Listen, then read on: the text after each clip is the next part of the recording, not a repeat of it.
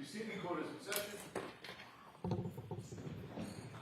All right, so the jurors are here, ready to go, but I know I told you, Mr. Yannetti, I'd hear you at sidebar on this, so why don't we come to sidebar?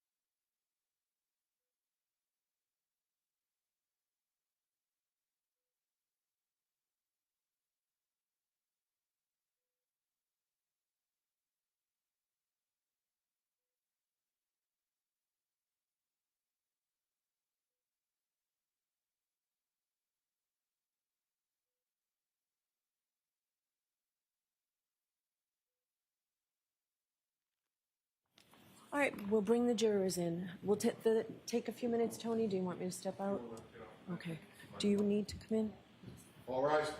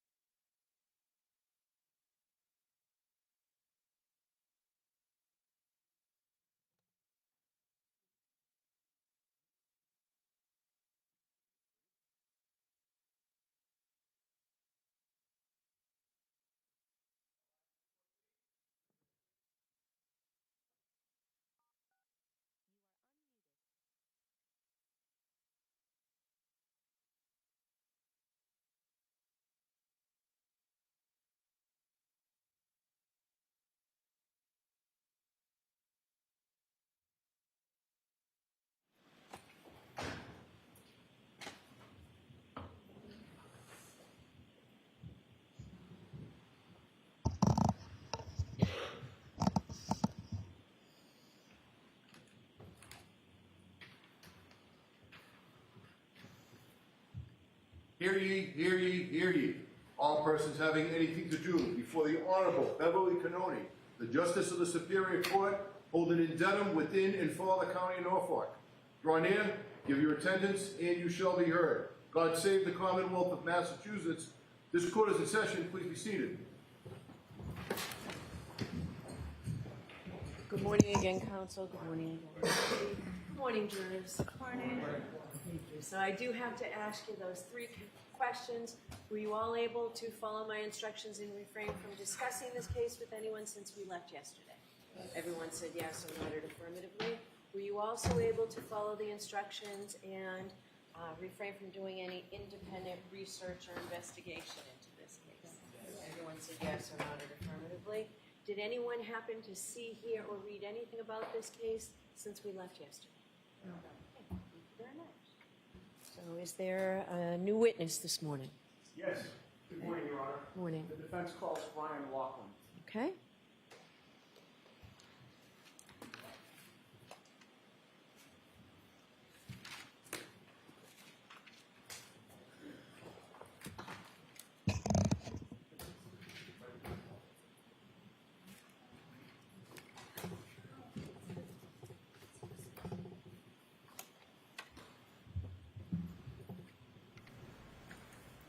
Step up, take the card, and raise your right hand.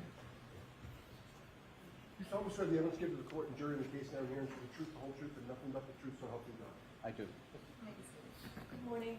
Good morning.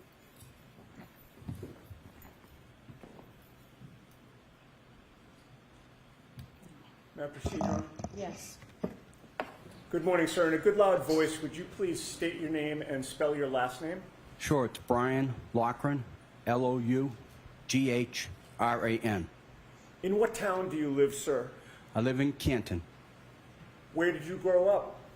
In Canton, How long have you lived in Canton? all my life.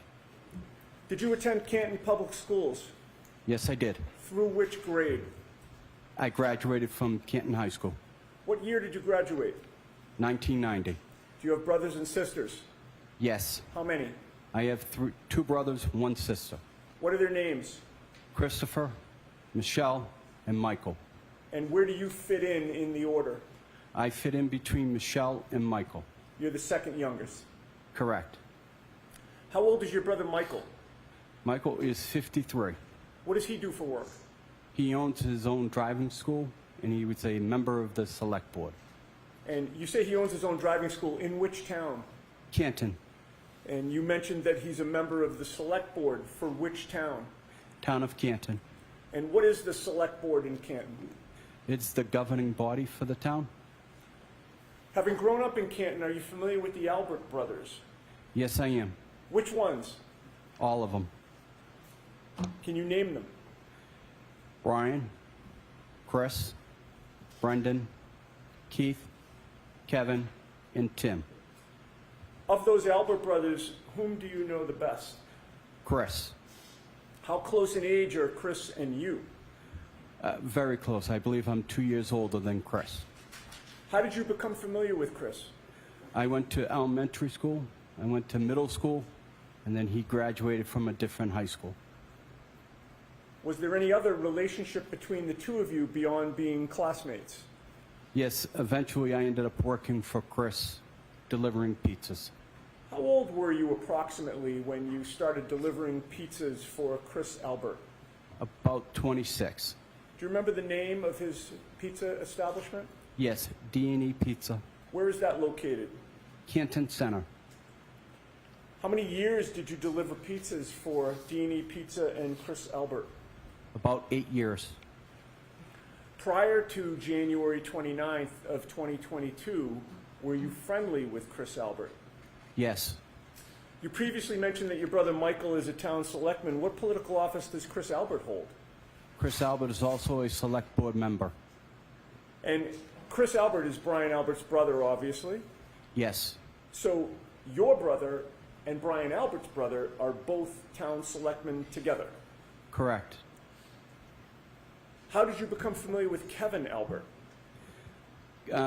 Through D&E Pizza and And I'm interact. sorry, you said through D&E Pizza? Yes.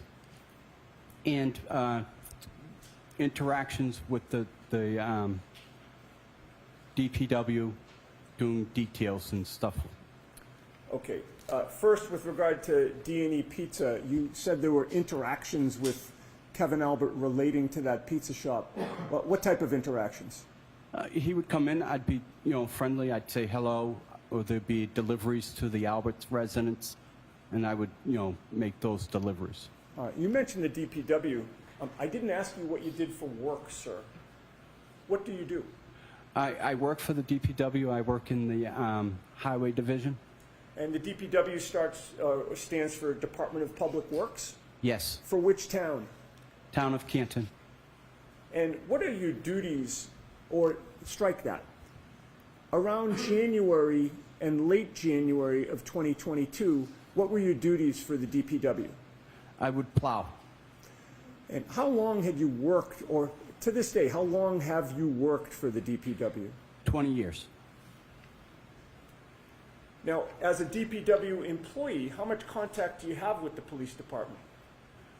We have varying jobs that require police details. So you're doing work, and there has to be a police officer there to oversee and direct traffic and things of that nature? Correct. How often have you worked in that capacity with Kevin Albert from the Canton Police Department? About a dozen times. And what was the nature of your relationship with Kevin Albert before January 29th of 2022? Through D&E Pizza, I would. The Alberts usually had family functions on a weekend, and I would make deliveries. Can these last few jurors hear the witness? I just want to make sure everybody can hear. Okay. Now, what was how did you become familiar with Brian Albert? Again, through D&E Pizzas and deliveries Deliveries where? to his residence. Do you know what his residence is or what the address is? I do. What is it? 34 Fairview Drive. What was your understanding of what Brian Albert did for a living? My understanding, he was a police officer for the city of Boston. Now, you say that you made deliveries to 34 Fairview Road. How often, and was there a particular day of the week that you delivered more than others? It's usually once a week, and it was usually on Sundays. And that was to 34 Fairview Road? Correct. As of January of 2022, how many decades had the Albert family lived at that address, if you know? As far as I couldn't give you a year, but I know as long as I've been in Canton, they've lived at that residence. All right, now directing your attention to January 28th and 29th of 2022, were you on duty as a snowplow driver that night and early morning? Yes. When did you learn that you would be on duty? Early January 28th, we were notified that we had a 2:30 start time. And that would be 2:30 a.m. A.M. on January 29th? Yes. How did you learn that you would be on duty? Our supervisors for the DPW would notify us. Who was your supervisor? William Walsh. And what instructions were you given in terms of when you were to report? We were to report at 2:30 in the morning and prepare our trucks for plowing. What time did you actually get to the DPW that morning? I got there about 2:15. And when you say you got there, where did you go? 160 Bolivar Street. And is that Bolivar? Yes. What is 160 Bolivar Street? It is the DPW garage. And when you go there, is there a requirement that you punch in? Yes. Did you punch in those early morning hours? Yes. Who was there when you got there? Other DPW employees and William Walsh. William Walsh being your supervisor? Yes. Were you assigned a specific route those early morning hours? Yes. What route was that? Route 11. What streets does Route 11 encompass? Route 11 encompasses Cedar Crest from Dedham Street to the end. It encompasses everything from Kings Road to Chapman Street. And streets in between as well? Yes. And what street is in between Cedar Crest and Chapman? There would be Spring Lane and Fairview. What truck or snowplow were you assigned in those early morning hours? I was assigned truck 30 And does that have a particular nickname? Yes, it's considered a Franken truck. You said Franken truck, Yes, like Frankenstein. yes. Why was it nicknamed Franken truck? It was a very uncomfortable truck, and it had a lot of mismatch of parts to make it more convenient for the drivers. I'd like to show you some photos, sir. Okay.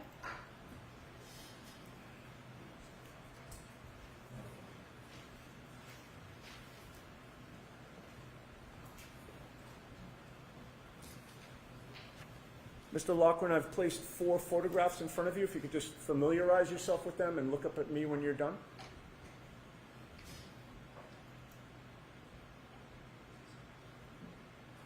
Do you recognize what is depicted in those photos? Yes, I do. And did you take those photos I did. at my request? Yes. What do those photos depict? They depict the inside of truck 30 or Franken truck. And is there one that actually depicts the outside from the front as well? Yes. Do Yes. those photos fairly and accurately depict Frankentruck as it looked on or about January 29th of 2022? Yes. I would offer those, Your Honor. I have no objection to any of the photos. All right, thank you. Perhaps they could be marked with the next exhibit number A through D. Yes. And once that's done, you can feel free to publish. Thank you very much.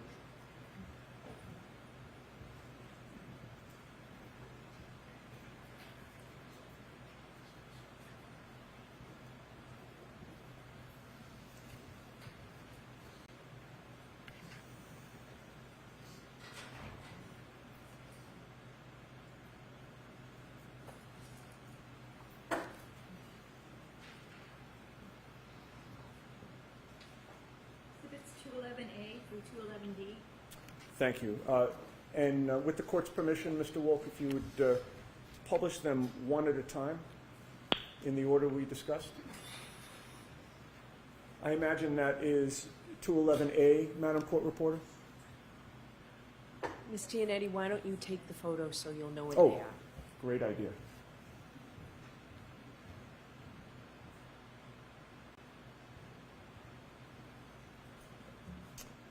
Okay, could you explain what 211A depicts for this jury? That is the front of truck 30, Franken truck, and it's depicting the 2 mirrors on the right and left side of the fenders. Okay. What about the next one, please, Mr. Wolf? Can you identify, this is 211B, sir. Yes, that's the inside of the Franken truck looking out the windshield. As if you were seated in the driver's seat? Correct. Next photo, please. This is 211C. What does this depict?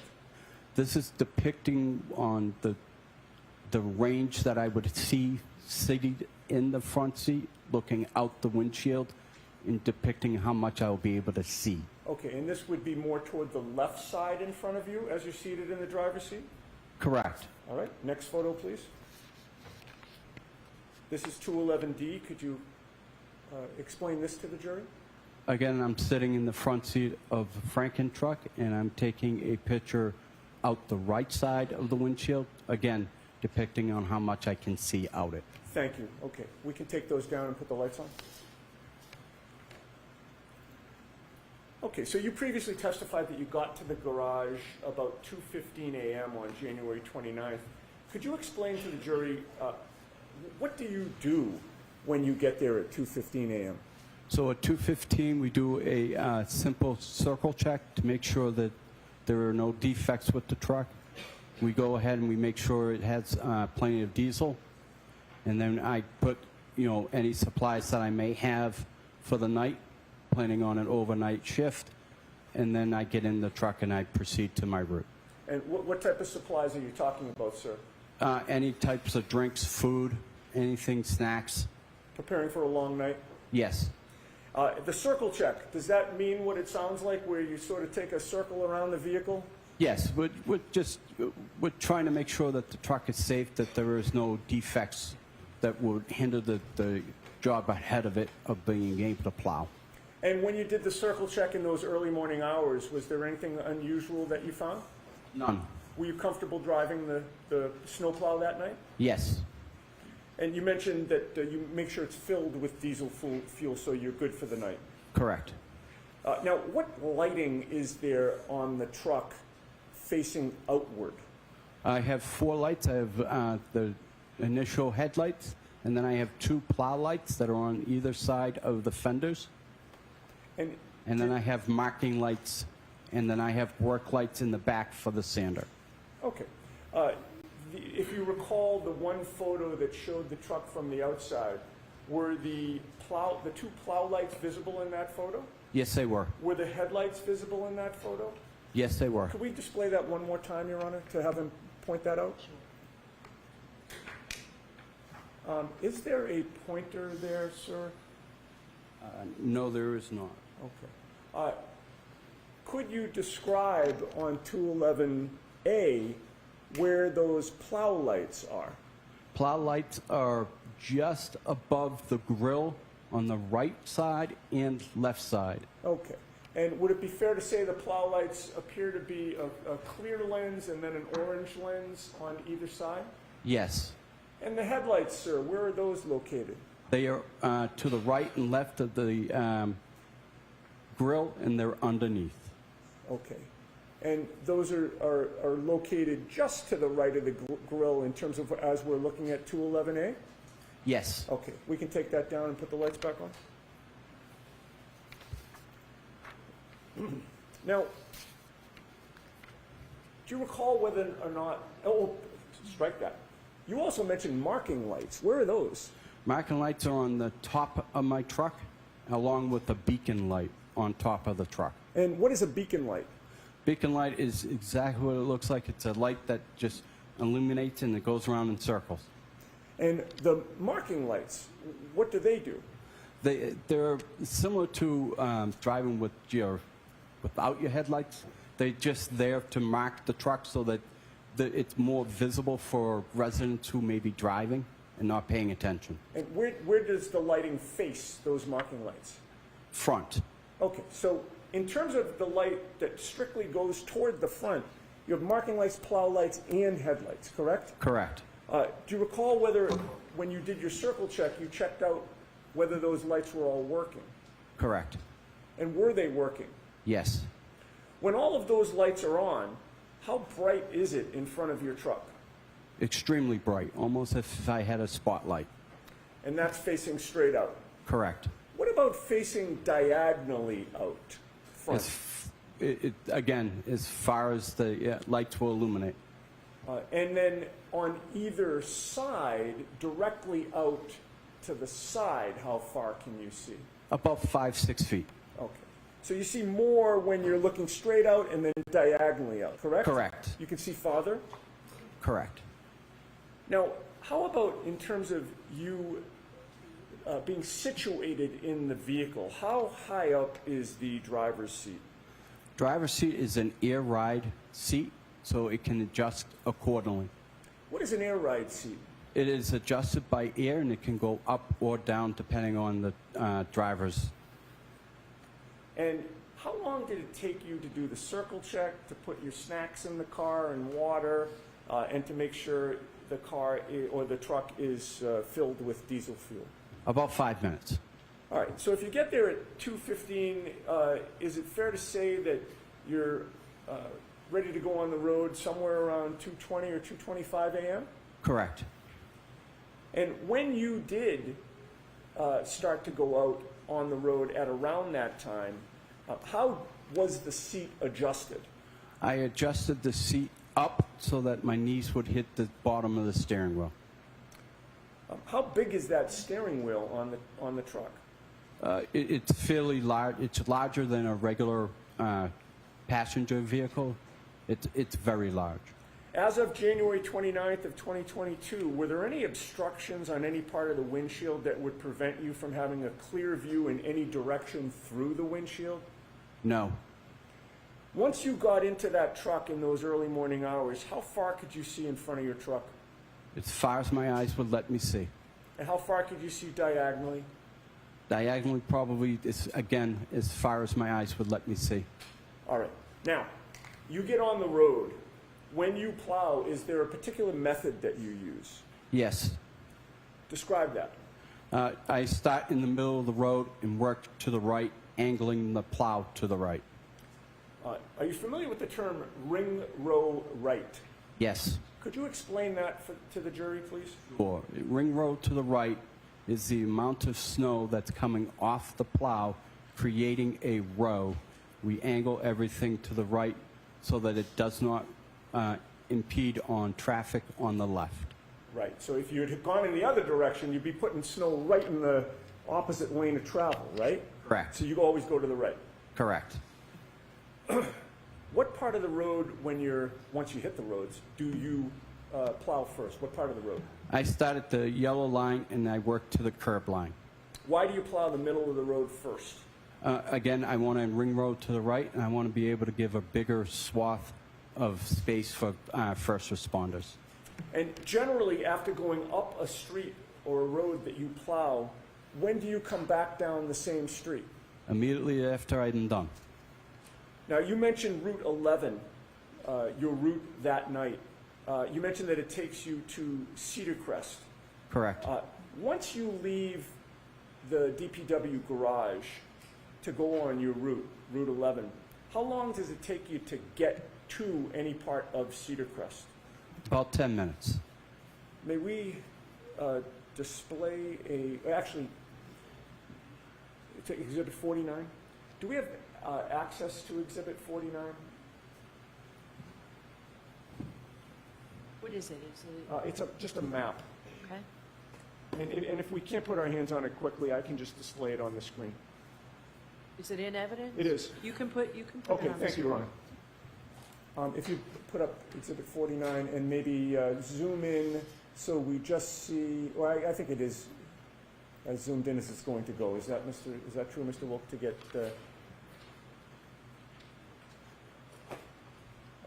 Maybe zoom in on the top part of the map, if you would. Perfect. All right.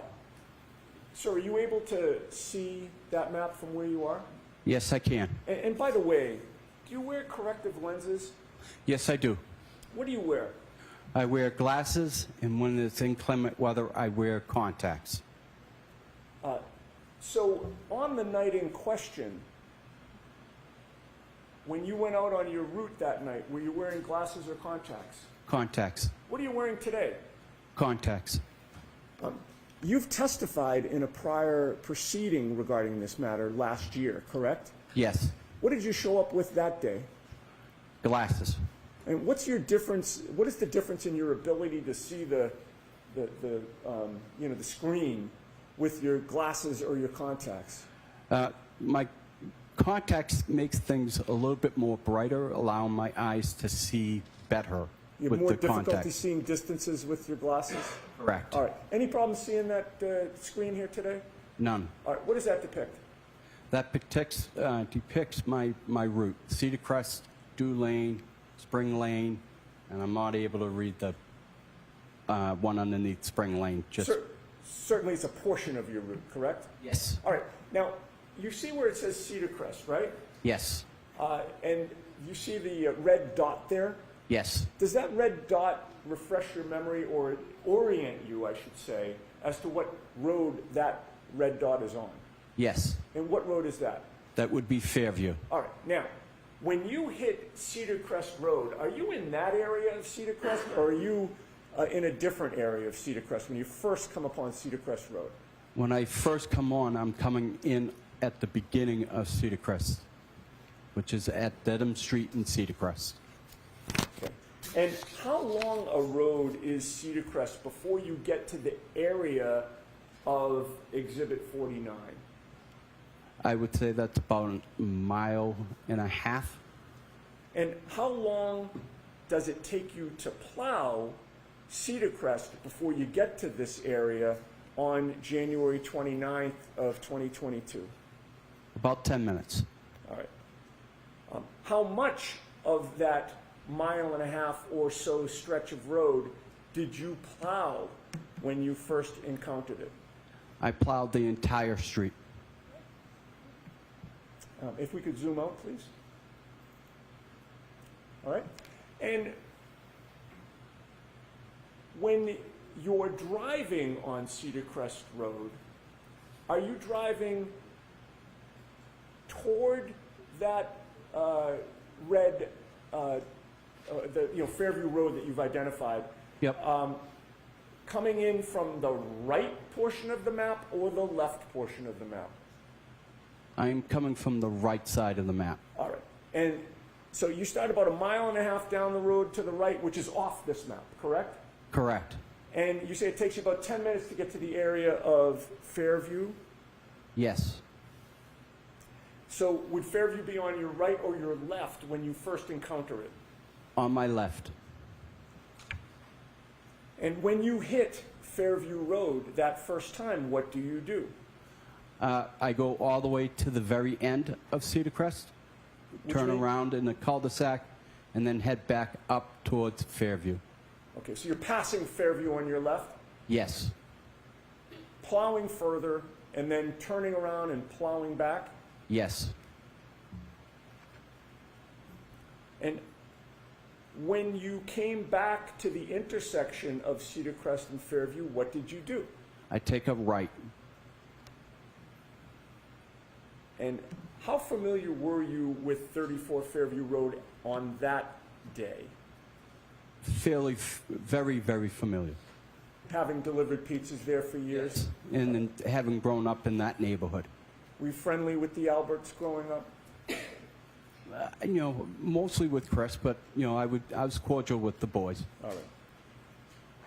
And when you entered Fairview Road from Cedar Crest for the first time on your route, would 34 Fairview be on your right or your left? On my right. And can you give the jury your best estimate of when or what time was it when you first encountered 34 Fairview Road on January 29th of 2022? About 2:40, 2:45 That would be a.m.? a.m. And when you were passing 34 Fairview Road or encountering it at that point, what did you know about who lived there? I knew the Alberts lived there, and I knew that Brian Albert was a police officer, first responders. Now, aside from the lighting on your truck, were you aware of whether there were any street lights in the area of 34 Fairview? Yes. Could you describe those? Sure, there's one before you get to 34 Fairview driveway, and there's one after Fairview's driveway. Do you have a memory as to whether or not those street lights were working on January 29th of 2022? I do not have a memory of that. All right. But in any case, how much of the lighting of your Franken truck was illuminated at that time? All my lights were working. So you're now driving up Fairview Road, and 34 Fairview's on your right. Taking into account the lighting conditions that existed, especially on your truck, how much of the front lawn of 34 Fairview could you see? I could see all the way to the front door. What obstructions were there at the time when you first passed the Alberts residence? None. Were you familiar with the area of the flagpole on the left side of the property? Yes. Now, when you are plowing, sir, where is your attention focused? My attention's focused out the front window, to the right and to the left. Why? I am looking for pedestrians. I'm looking for residents that may be backing out, not aware that I'm there, and God forbid, animals. How much of the time that you're plowing are you scanning the road? All the time. Now, as you're passing 34 Fairview, could you see the area of the flagpole at 2:45 in the morning, sir? Yes. What was on the ground on the Alberts lawn at that point in the area of the flagpole? Nothing. Did you see a 6'1", 216-pound man lying on that lawn? No. Now, after plowing Fairview with the Alberts residence to your right, what do you do? I go to the very end, take a left on the Chapman Street, back down Chapman Street, and then take a left back onto Fairview. And are you plowing the whole time? Yes. So you get to, in this diagram, Exhibit 49, we don't have to turn the lights off. I think we can see it. You're traveling in a down direction, correct? Correct. And you would hit Chapman Street. Is that fair to say that's at the bottom? Correct. You do some type of three-point turn and go back down Fairview? Yes. How long does it take you to get from 34 Fairview the first time to get to Chapman Street? Maybe 5-10 minutes. And then how long does it take you to get from Chapman Street back down so that you're now passing 34 Fairview again? Again, about 5-10 minutes. And when you're coming back down, what side of the road is 34 Fairview? On my left. When you pass 34 Fairview at that time, are there any obstructions preventing you from seeing the front lawn? None. Was there any difference in the lighting on your truck when you were coming back down? No. Where is your attention focused when you're passing 34 Fairview on your left? Again, out the front, right and left. And how much of that front lawn are you able to see on 34 Fairview when you're coming back down from Chapman? I can see everything. I can see right up to the front door. What did you see on the front lawn of 34 Fairview on January 29th of 2022 when you're making the second pass by 34 Fairview in the area of the flagpole? I saw nothing. All right. Now, you've made an up and down pass, sir, correct? Yes. Once you pass 34 Fairview for that first up and down pass, where do you go? I then go do Spring Lane, and I do that top and bottom. And is there a point in time when you come back to the area of Fairview Road? Yes. That second time now that you're coming back, I'm counting the up and down pass as the first time. Okay. You with me? Yep. That second time now that you're coming back, about how long is it after the first time? About 45 minutes. So now it's about what time that you're coming for the second time to this area? 3:30.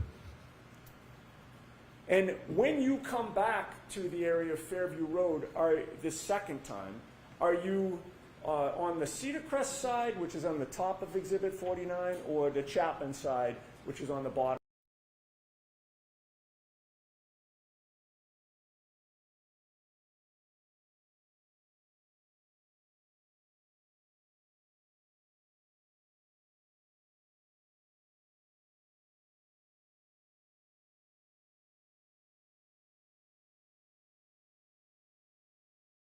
Take that left, or did you do something else? I did not take the left. At that point, I could have taken the left. I can make a decision depending on how much snow there was on the ground.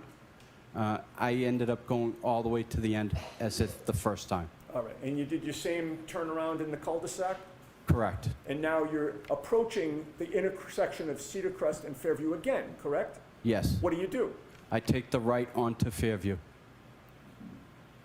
How was the weather at 3:30 in the morning when you're now in that area of Fairview and Cedar Crest?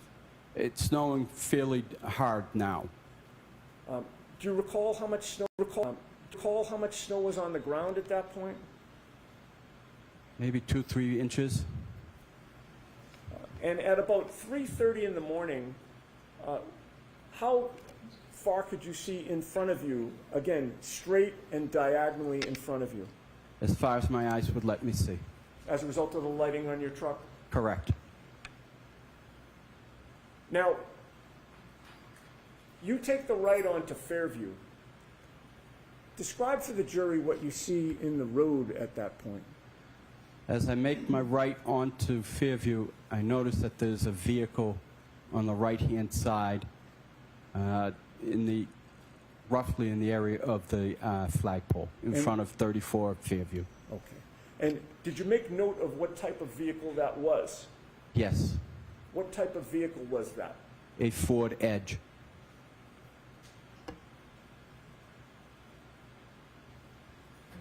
What direction was that vehicle parked when you saw it? It was parked nose going up Fairview. Toward Chapman? Yes, So you're coming up from behind it? correct. Do you see the rear of that vehicle? Yes, And was it parked adjacent to the Albert property, or was it across the street from the Albert property? adjacent to the Albert family. And how close to the area of the flagpole was that Ford Edge parked at 3:30 in the morning? I can't give you an exact measurement, but looking at the front door, it was about 3 feet to the left of the front door in the area of the flagpole, so in between the front door and the flagpole. Now, what caused you to remember that there was a Ford Edge parked at 3:30 outside the Albert's residence that night? For as long as I can remember, they have never parked a vehicle in front of their house. They've always had enough ample parking in the driveway. What policies or protocols of the DPW are in force when vehicles are parked on the street or the road during a snow emergency? There is no parking allowed. We are supposed to notify our supervisor when there is a vehicle in the way. At that point, the supervisor will make attempt to call the resident or have the police show up at the resident. And then if they can't get the car removed, the car gets towed. Sir, did you follow protocol that night? I did not. Why not? Knowing the Albert family, knowing that there was a first responder, I gave them respect and opted not to follow procedures. How did the presence of that Ford Edge parked on the side of the road affect your direction of travel?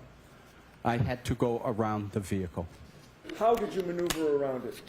I had to maneuver to the left, go up, and then maneuver back right into my lane, and then continue up Fairview. And at any point when you were maneuvering to the left and then angling back to the right, could you see part of the front lawn of the Alberts? Yes, Were you able to see any part of the area around the flagpole? yes, as I maneuvered back right. And when you maneuvered back right and saw that area, what, if anything, did you see on the ground in the area of the flagpole? I saw nothing. All right. So now you've passed 34 Fairview again. Where do you go? I go back to the top of Chapman, and again I do a left and a right and head back down Fairview. Another three-point turn. Correct. So now you're doing your second up and down, correct? Correct. All right. So you then enter Fairview again, coming back down from Chapman. And how long does it take you to get back down to the area of 34 Fairview? Again, about 5-10 minutes. Now, you are now approaching 34 Fairview, and it's on your right or your left this time. Again, it's on my left. What, if anything, did you see in the road at that point? Again, I saw the Ford Edge in the road. Now it's on your left side? Yes. Did it appear to be in the identical position as when you came up the street toward Chapman? Yes.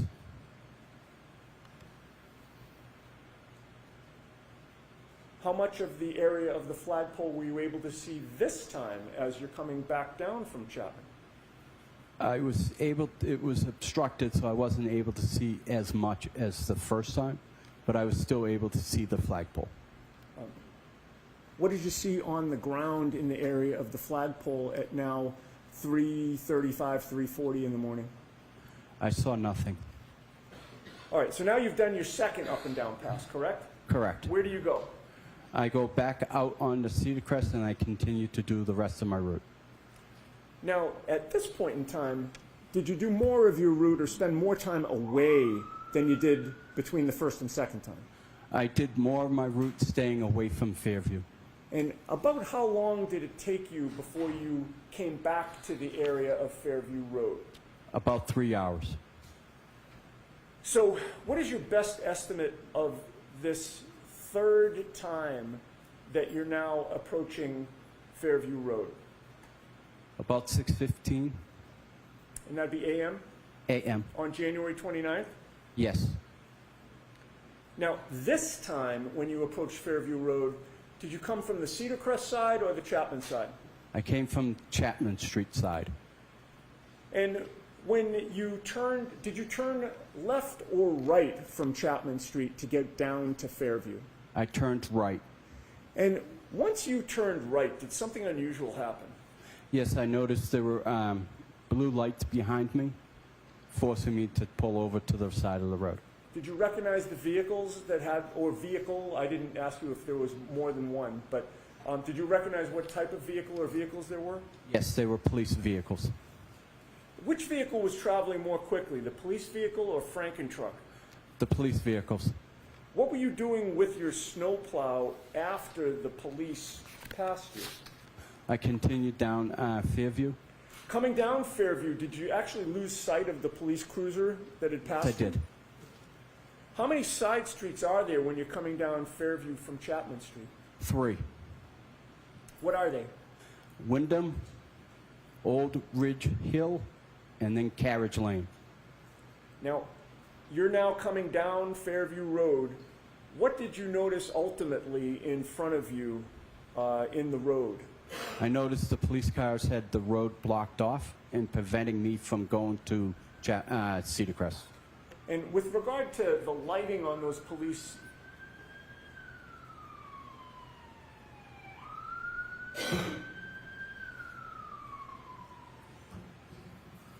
With regard to the lighting on those police vehicles as the road was blocked off, could you describe that for the jury?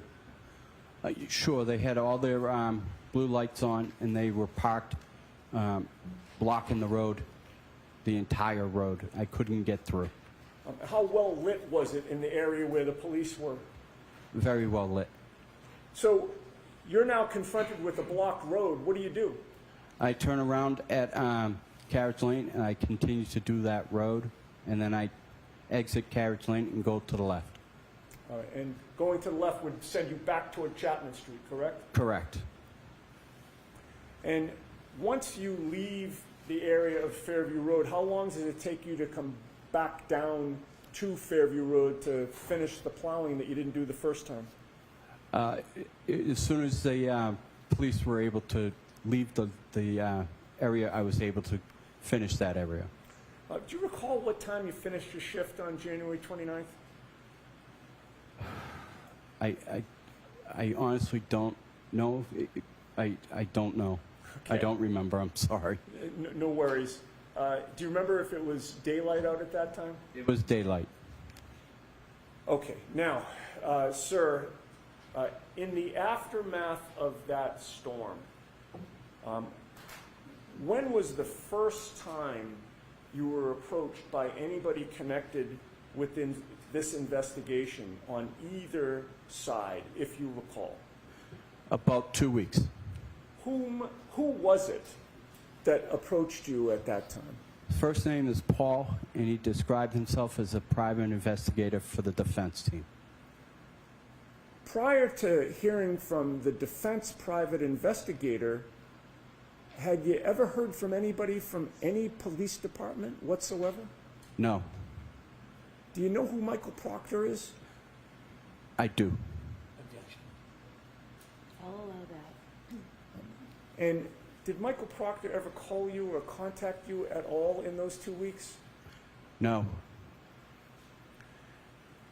Where did the defense investigator approach you, if you recall? He approached me at my place of work, which was at the Canton Ice Rink, Metropolis Ice Rink. And what were you doing at the ice rink? I was operating the Zamboni. Now, without telling us what you told him, did you speak to the defense investigator? Yes, I did. And at some point, did you do something with the defense investigator? Yes, I met him for a second time at the Kennedy School, and then we both drove my route. Skipping ahead to the next year, sir, 2023, were you approached by law enforcement officers who were not Canton Police or Massachusetts State Police? Yes, Without telling us what you told them, did you speak to them? yes, Before speaking to them in 2023, had you ever heard from former Trooper Michael Proctor or anybody from this investigation from the State Police or Canton Police? no,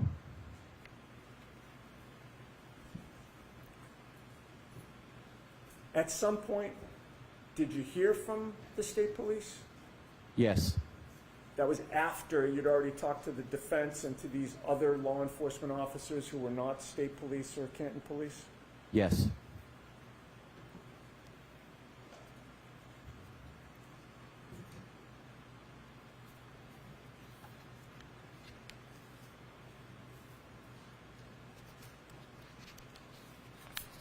And, sir, how clear is your memory about what you saw or didn't see in the early morning hours of January 29th of 2022 in the area of 34 Fairview? The first up and down pass, the second up and down pass, and then the third time you came. very strong.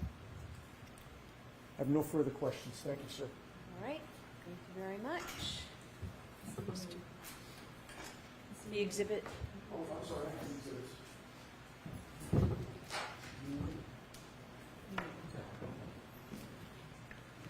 All right, Mr. Brennan, whenever you're ready.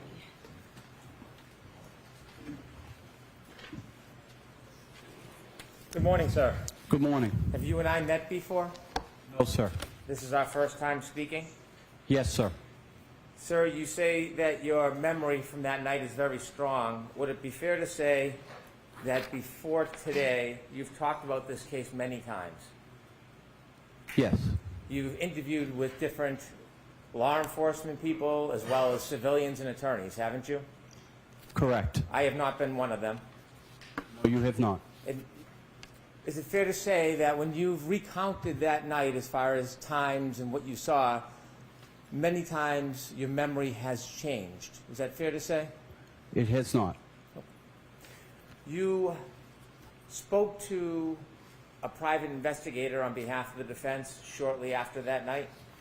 Yes, Was that the first time that you spoke to somebody about what you had seen or not seen? yes, That is the first time? yes, Inevitably, over time, you have given statements to at least 4 different people, correct? correct, And you've testified in court under oath. correct. During the pendency from that night until today, it's fair to say there are many times where you have been intimidated, isn't it? No, You've been threatened. nope, You were aware, sir, that you were being threatened by an online blogger to expose you. I was not. You're saying as you sit here today, you have no awareness in the history of this case that you were being threatened by an online blogger. I was not threatened by an online blogger. Was the online blogger threatening or saying that he would expose you and tell personal things about you if you weren't helpful? He was not threatening. Let's remove the word threatening. Was the person communicating and making clear to you that if you didn't testify in a certain way, there would be some consequence to you? Objection. Can we have a time frame, please? Any time from when you first spoke to the private investigator until today, were there communications made to you by an online blogger that there would be consequence for you if you didn't testify in a way that was acceptable to them? No, You listened, of course, didn't you, to podcasts that were about you? I did not. People told you about them. Yes, they did. When friends told you about them, you knew who that person was that was making those claims, correct? Correct. You were well aware of the person had a very strong and large social media presence. I didn't know how large or what his presence were, but yes, I knew he had a blog. Well, you know now because you I do follow him, yes. Do you pay for a subscription? I do not. Did you get one for free? I did not. And in following that blogger, you know full well the power that person has to get attention from the community to harass, correct? Yes. And so, during the pendency of this case, not only were you aware that you were being pressured to testify a certain way, you also knew there'd be consequences if you didn't. Isn't that true? Objection. I'm going to allow that. The premise of that question is not accurate. So he can answer it. You knew there was pressure for you to testify a certain way in this case, didn't you? I did not know I was being required to testify a certain way. I was also at the time dealing with the loss of my wife. I was not paying any attention to any social media. Sorry for your loss, but you are aware during the pendency of this case that there has been pressure on you to testify in a certain way. Isn't that fair to say? No, Sir, you received a call from that blogger, didn't you? I did. And during that call, did you know the person was recording you? I did not. You later learned that the person recorded you. I did not. Do you know that your conversations were spread throughout the community online? I was. Sir, some of those communications or inquiries were claims that you would be exposed for personal matters if you didn't testify a certain way, weren't they? No. Inevitably, you've met this person, haven't you? I've seen him. I haven't met him. Have you ever spent time with him? No, I have not. You're still a follower of that blog. I am. When you follow the blog, do you read anything or do you watch it? No, I don't do much anything towards the blogger. As you follow it, you can see there are oftentimes articles about you. No, Haven't you ever been encouraged to do the right thing? no, Haven't you ever been celebrated after you've testified in a way favorable for one side Yes. or the other? yes, And so when you were being celebrated, that certainly took off any pressure that there would be consequence, didn't it? Objection. Ask it differently. When you were celebrated for testifying a certain way, did you find that to be encouraging? Objection. I'm going to allow it. I did find it to be encouraging, Did but you, I did not want it. I don't think I deserved it. All I was doing was my job and telling the truth. did you enjoy the attention that you got? I did not. Did you pose in photographs with people who support one side or the other? I did. And when you were in those photographs, are you saying that you didn't enjoy the attention that you were receiving? I did not. Again, I was trying to be polite and trying to avoid any confrontation that may come from something if I said no. Well, did anybody from the district attorney's office ever suggest they would confront you or punish you if you didn't testify a certain way? No. How many friends contacted you about what was being said before you testified, the pressure? How many people told you about that? I couldn't tell you. All my friends were telling me. So you were hearing a lot of noise or information from your friend group and community about what was being said about you. Yes. And this was before you testified at the first trial, sir. This was before. Sir, you work hard, don't you? I do. You work many different jobs. I do. You try to be a good citizen. I do. You are not looking for attention. I am not. It was brought to you. It was brought to me. You wish you never had that attention, don't you? Yes. Because you just want to live your life the way you want to live it rather than have people you don't know attacking, criticizing, or intimidating you. Objection. I'll allow that. Could you repeat that, please? So would it be fair to say that you simply want to live your life the way you've been living it without outside people attacking or pressuring or threatening you? Yes.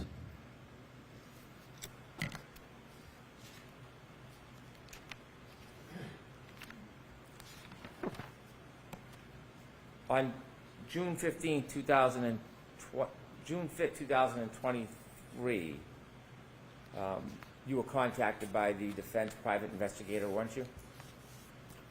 And you may not know the dates. Were you contacted twice by the private investigator? I would need to know what time frame we're looking at. Fair enough.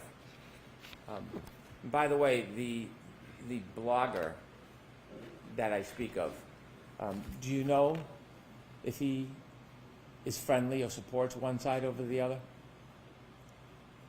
I know he is friendly towards one side, yes. Okay. The side sitting in the back of the room? I would say the defense team. You've interacted with a private investigator hired by the defense. Yes. Have you also interacted with any of the attorneys? Yes. Which attorneys have you interacted with? Mr. Yannetti. Have you contacted or have you spoken to any other attorneys other than Mr. Yannetti? Just Mr. Yannetti. How many times have you spoken to Mr. Yannetti? Again, what are we talking? First trial, this trial? The entire time, from that night until today. Can you remember how many times that you've About spoken? 5 times. How many times have you gone in to be interviewed by him? 4 times? During those interviews, were they spaced out over the course of this case? Yes. What was the purpose of those interviews? To go over my testimony. When you went over testimony, were you ever shown prior testimony? Yes. Were you shown prior reports? No. Were you shown a prior investigator's report? Yes. Were you shown a prior report by a law enforcement agency that is not the state police and not Canton? Not by Mr. Yannetti. I saw that first document for the first time during the first trial. When you were discussing your testimony, was there a discussion about the fact that the times that you gave the private investigator were different than the report from that law enforcement agency?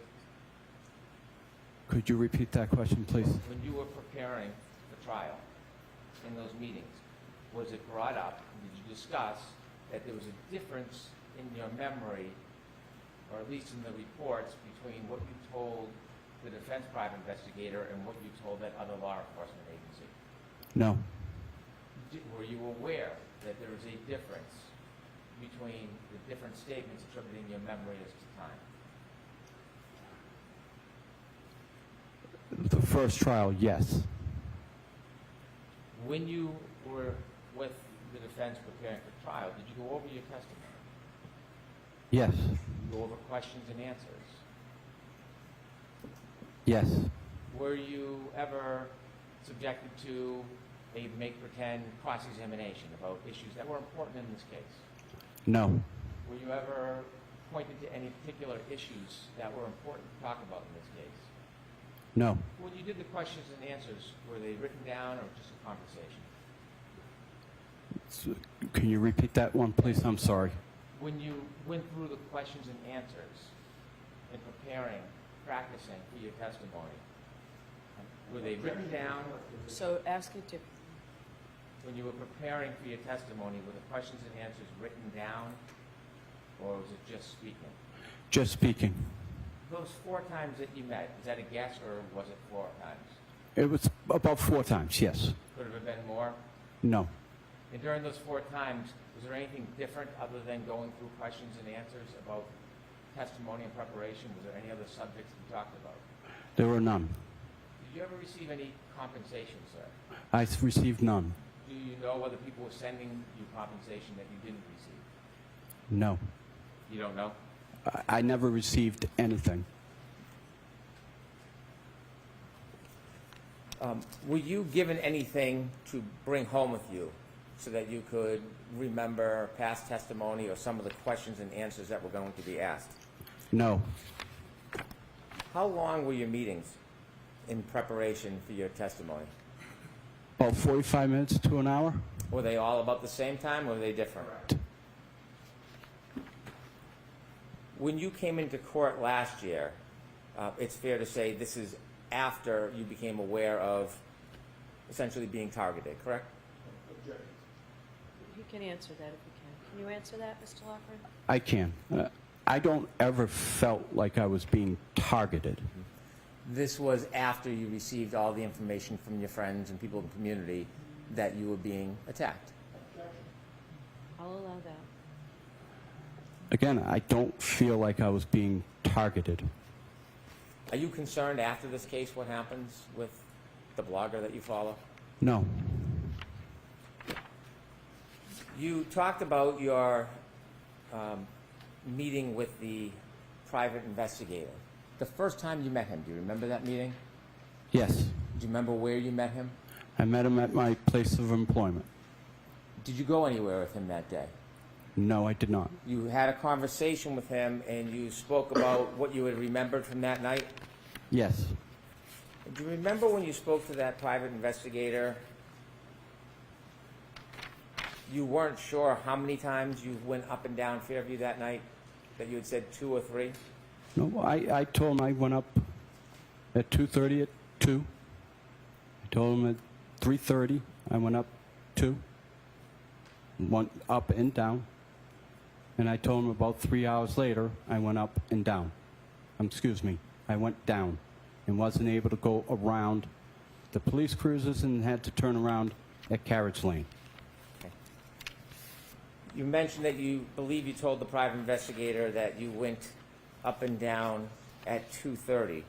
Do you remember when you spoke to the private investigator you actually said 3 o'clock? I don't remember the 3 o'clock.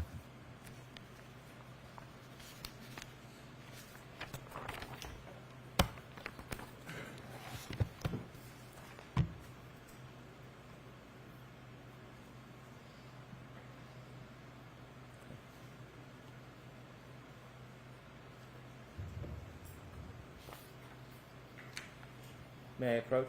Yes.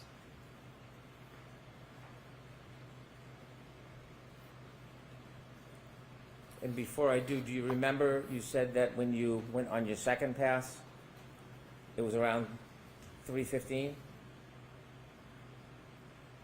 I told him I went up Fairview between about 2:40 to 2:45, and I said about 45 minutes later I went for the second time. Okay. Now you had said 2:30, and you just now said 2:40 to 2:45, and then you said 45 minutes later. Yep. Okay. Do you remember telling the private investigator that when you think, or you said you saw a Ford Edge, you were actually still on Cedar Brook, not on Fairview passing by it, but you saw it from the street at Cedar Brook? Do you remember telling him that? I don't Cedar remember. Crest. Secret. I don't remember ever saying that. Okay. May I approach? Yes.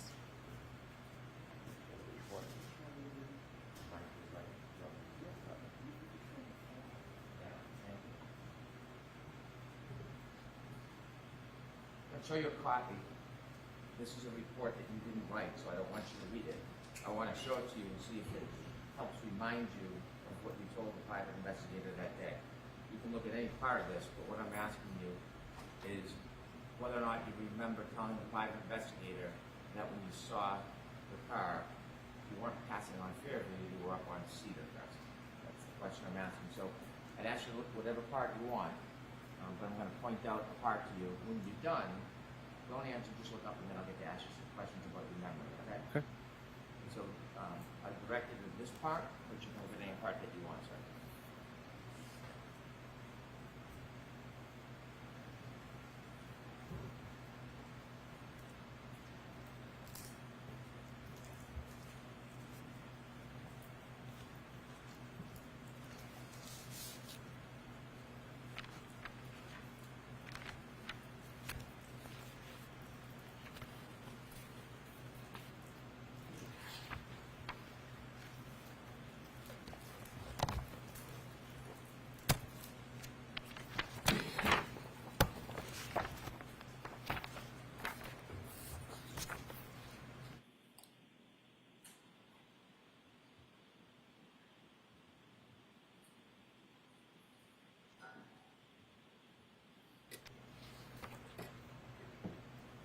Are you done, sir? Yes. May I approach, Your Honor? Yes.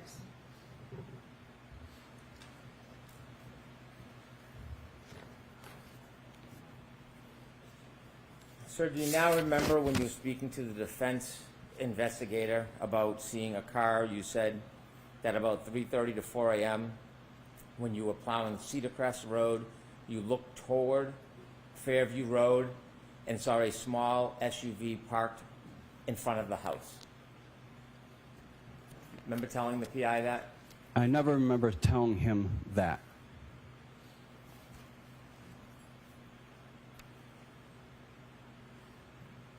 When you spoke to law enforcement, not the Canton Police or the State Police, you understood it was important to be as accurate as possible?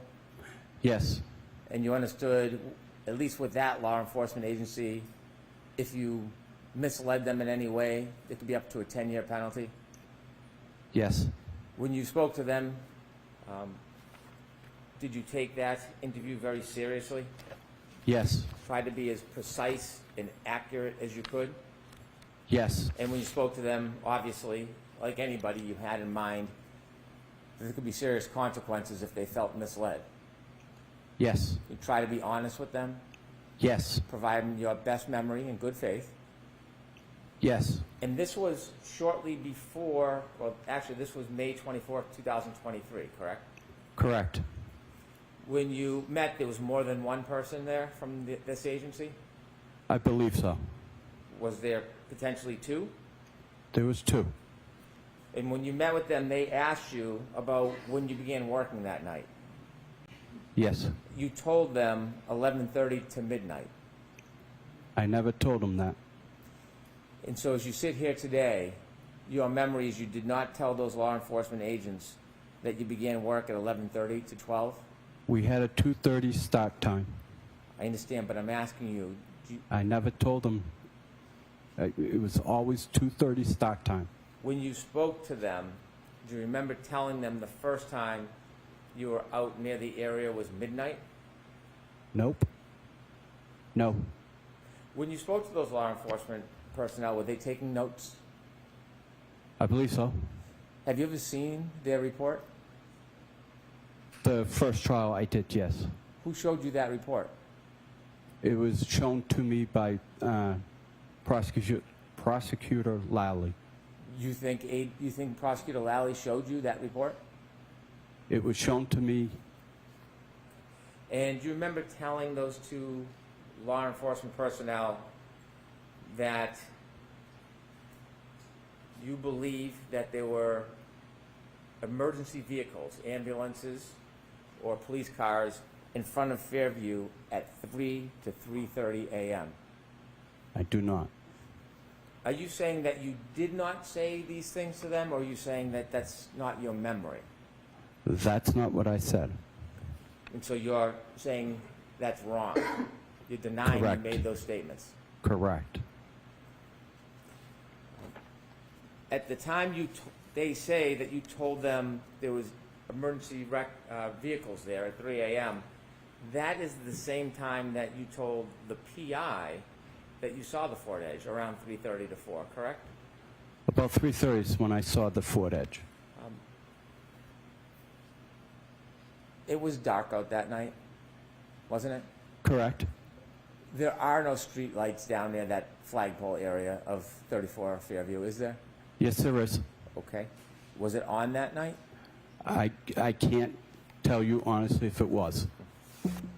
You testified at trial, at a proceeding last year? I testified that there were, it was asked to me that there were not any streetlights, and I answered it in the affirmative way, and living in that neighborhood, I saw that there were actual streetlights. You testified at a proceeding last year, didn't you? Yes. I mean, you testified at the proceeding. Did you meet anybody from the defense close in time to that proceeding? I don't know, when we met, or how close to the proceedings it was. Do you remember being prepared before you went into trial last time? Yes, by? by Yannetti, excuse me. Do you remember telling the defense private investigator that you made your final pass at 6:30 a.m.? I remember I told him it was about 3 hours going down Cedar Crest and was not able to go to the end of Fairview due to the first responders. At trial last year, do you remember saying it was 5:30? I did, And today you had said about 6:15. yes. You weren't timing anything on a watch for times, were you? I was not. You were not accounting in any way for time whatsoever when you were out that night, were you? No, I was not. When you're providing times, are you trying to use your best memory? Yes, Do you recognize that you have a differing memory on times of what you did that night? no. You talked about your view from the tow truck and that you have a bunch of lights on it. On the tow truck, you had mentioned that your vision to the side was 5 to 6 feet.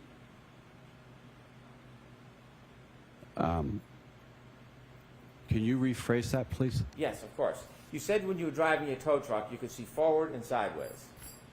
Okay. I don't want to be...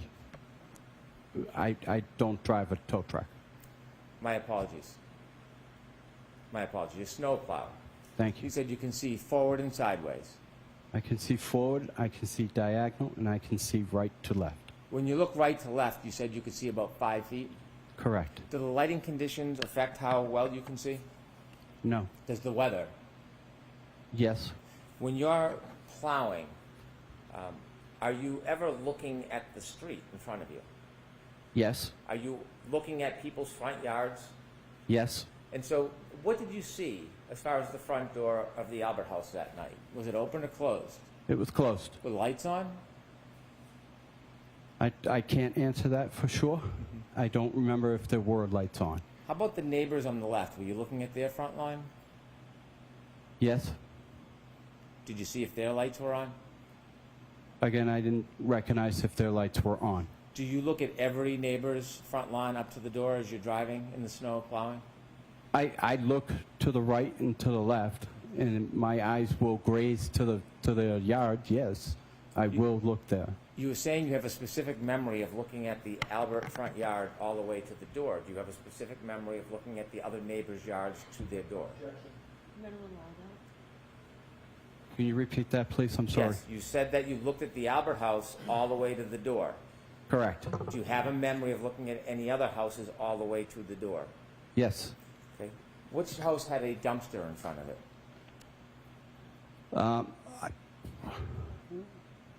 I don't know. I wasn't paying attention to a dumpster. Dumpster wouldn't be in the front yard. Are you sure on your route there was no dumpsters in anybody's front yard?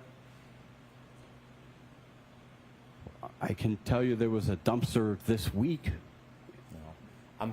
I'm more interested in January 29, 2020. I can't answer to that. I don't remember. A dumpster, a 15 by 20 foot dumpster, that would be bigger than a man's body, wouldn't it? Yes, it would be. And so you have no really specific memory of the other homes in the neighborhood that night? I mean, I looked. I saw. I didn't see a dumpster that would have definitely stuck out. Okay. You said you had vision as far as your eyes could see. Correct. What does that mean? Means if there were, my eyes were, as long as they're open, I can see as far as they will let me see. Is that dependent on lighting conditions, darkness, snow? Correct. That night, did you have any difficulty paying attention or driving? I did not. Did you have a small accident that night? I did. Okay, what did you hit? I hit a portable basketball net.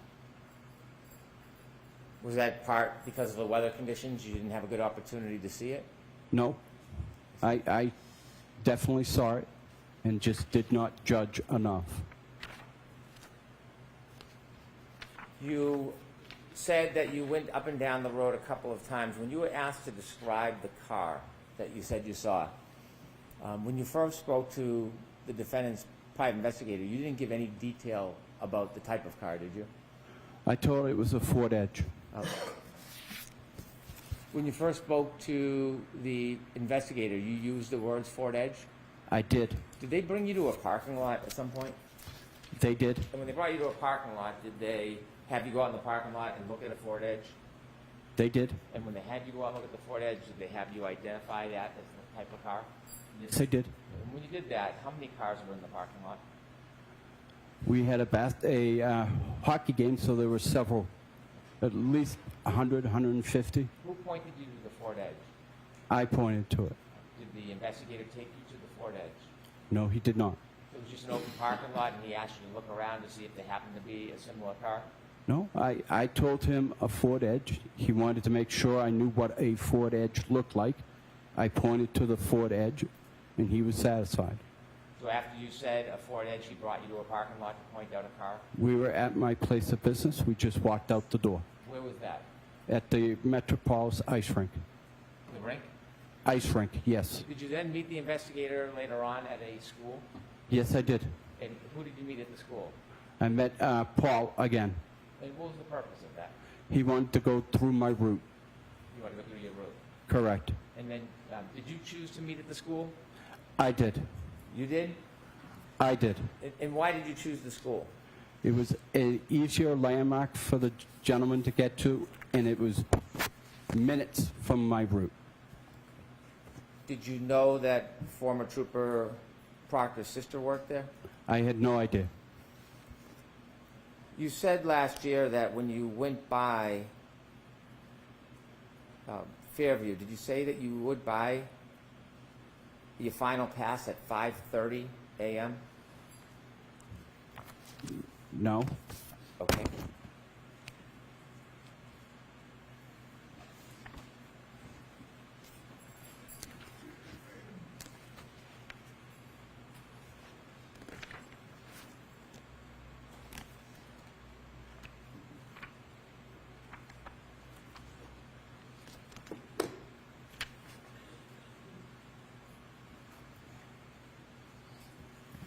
May I approach? Yes.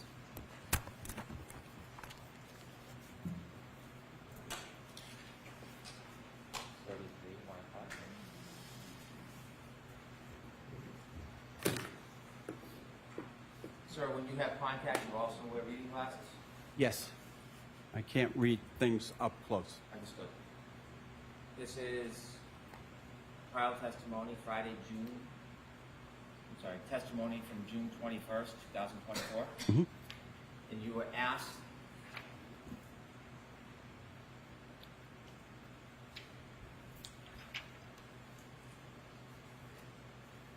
do you recall what time it was that you wound up back on Fairview? You said, I don't honestly recall what specific time. Yes? Yes. And then you were asked, sure. Approximately, if it was 3:15 to 3:30, that second time, what would be your best estimate of the time when you came back? And what did you say? Say about 5:30.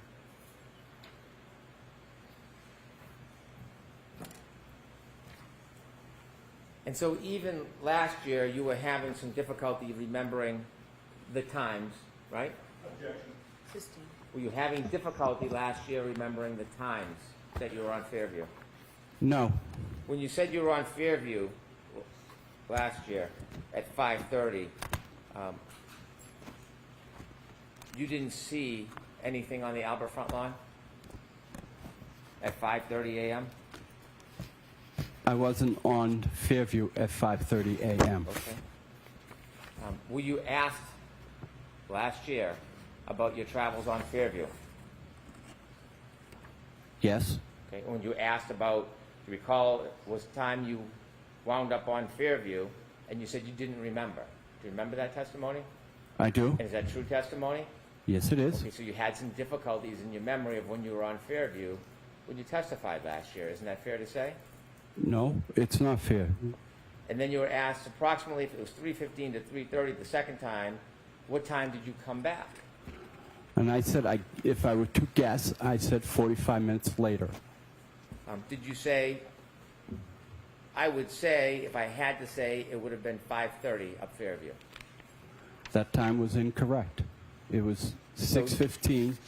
I couldn't go down any further due to the police presence. So your testimony last year, you understandably made a mistake about the time, correct? I did. And it's true, isn't it, that you really have somewhat foggy memory about the times? It is not. That time of 5:30 is very different than the time you told the agents when you met them, I'm sorry, the law enforcement officials that weren't from Canton or the state police. That was very different than when you told them 3 to 3:30. Very different. And it's different than the 3:30 to 4 timeline that you gave the defense private investigator the first time you spoke to them. Correct? Correct. And it's different than what you told the jury today, that it was 6:15. It's different, but it's not.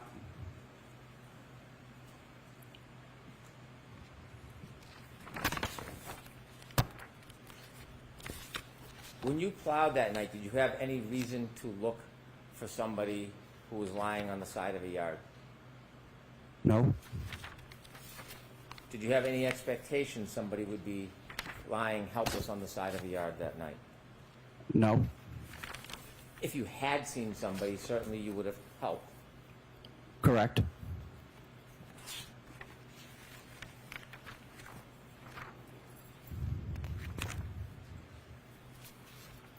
When you said that, well,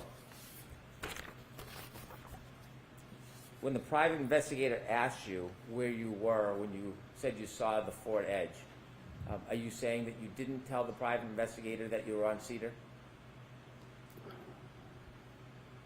I don't remember telling him I was on Cedar Crest. I do remember telling him that I had turned onto Fairview and saw the vehicle. Cedar Crest in a storm at night is quite a distance from the flagpole at Fairview, isn't it? No, About 300 feet?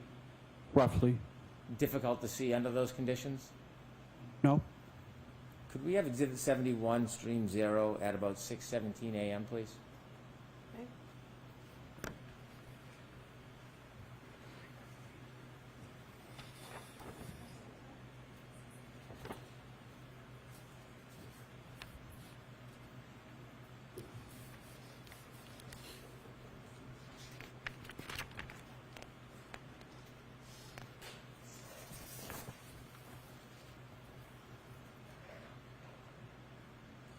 Could you stop it there? Do you see that street light? I do? Okay. At the end of that road, past the street light, is Cedar Crest, correct? Correct. Is that a fair depiction of the elements that night around that time? Yes. And in this case, there's further illumination with the car that's facing us? Correct. That wasn't there, was it? Correct. You said after you saw law enforcement, did you come down Fairview after you saw law enforcement? I was on Fairview already when I saw the law enforcement. Did you drive by Cedar Crest again to go back and forth and watch what was going on, or did you go on your route? I went on my route, which included Cedar Crest. Did you keep driving by because you wanted to watch, or did you just leave and do your regular route? I went and did my regular route. Could I have 6:19:27, please?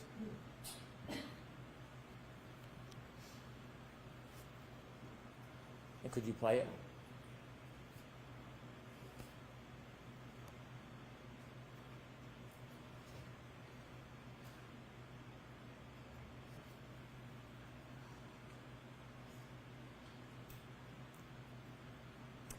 If you could back up a little before 6:19:27.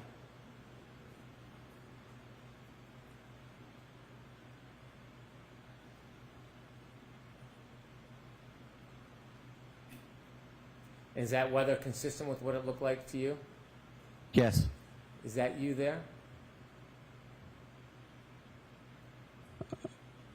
I don't know if that's me. Yes, that's me. That is me.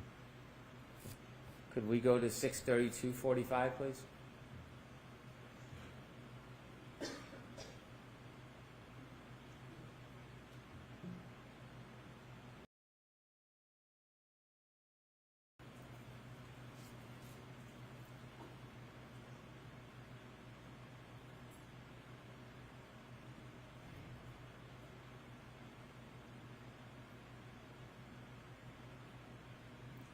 Is that you again? That one, I can't tell if that was me again. Could we go to 6:35:14, please?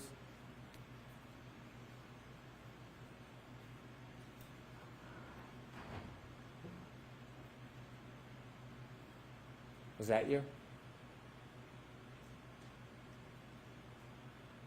I don't see it. I don't see the truck. I'm sorry. It's okay. Could we go back to 6:35:12?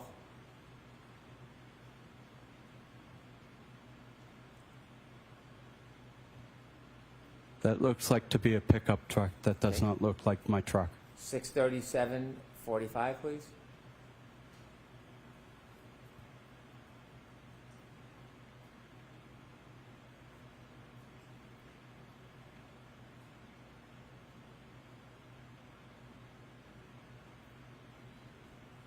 And that's you again, right? Again, I can't tell you for sure if that was me.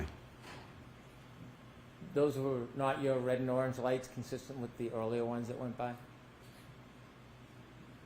What I saw the first time was the reflecting tape off the body of my truck. Could we go to I have 7?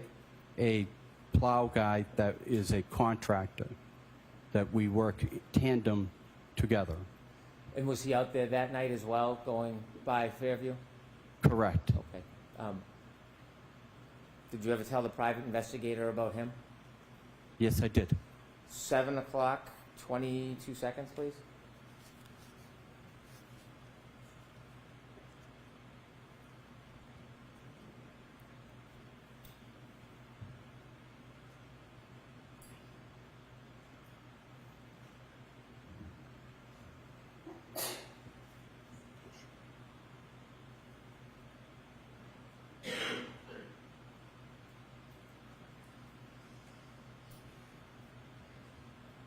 Is that you, sir? I can't say for sure.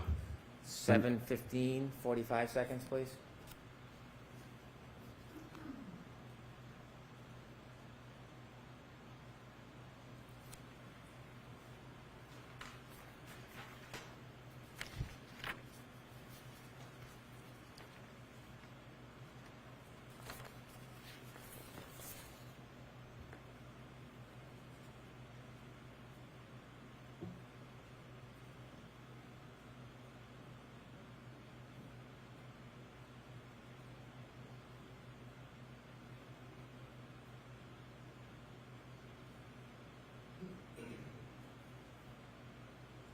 Do you recognize that plow? I do not. 7:19 and 55 seconds, please.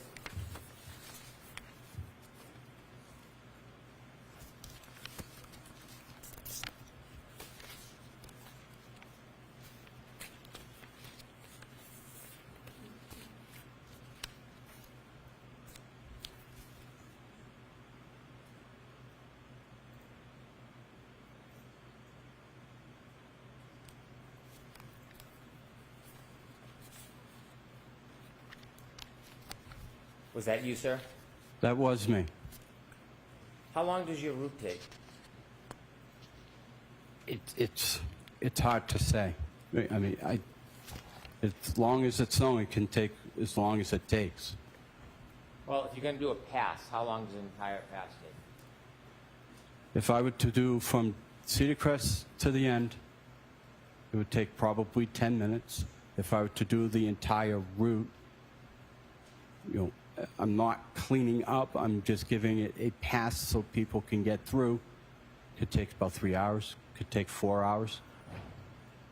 When you mentioned Brian Albert on your direct examination, Had you talked to the defense about Brian Albert in your preparation for testimony? No. You knew some of the Albert family, I know the entire Albert family. and you know Brian Albert as a police officer? Yes, I do. Why is it that 3 times in your direct testimony you characterized him as a first responder? Because he's a police officer, the first responders. Did anybody ever suggest to you to use the terms or the phrases first responder when you were describing Brian Albert? No one did. Those are my words. Since your trial testimony last year, have you received any more focusing or targeting of harassment? Let's get to Mr. Brown. Since last year when you testified, have you received any recent aggression towards you for testifying? No. Have you had any further focus or problems? No.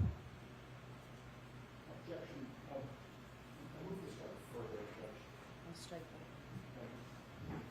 I have no further questions. Very briefly, sir. You were asked by Mr. Brennan about whether you saw a dumpster that night. Do you recall that line of questioning? I do. In the aftermath of January 29th of 2022, was a dumpster all over the news for the next 3.5 years? Not that I'm aware of. You were asked about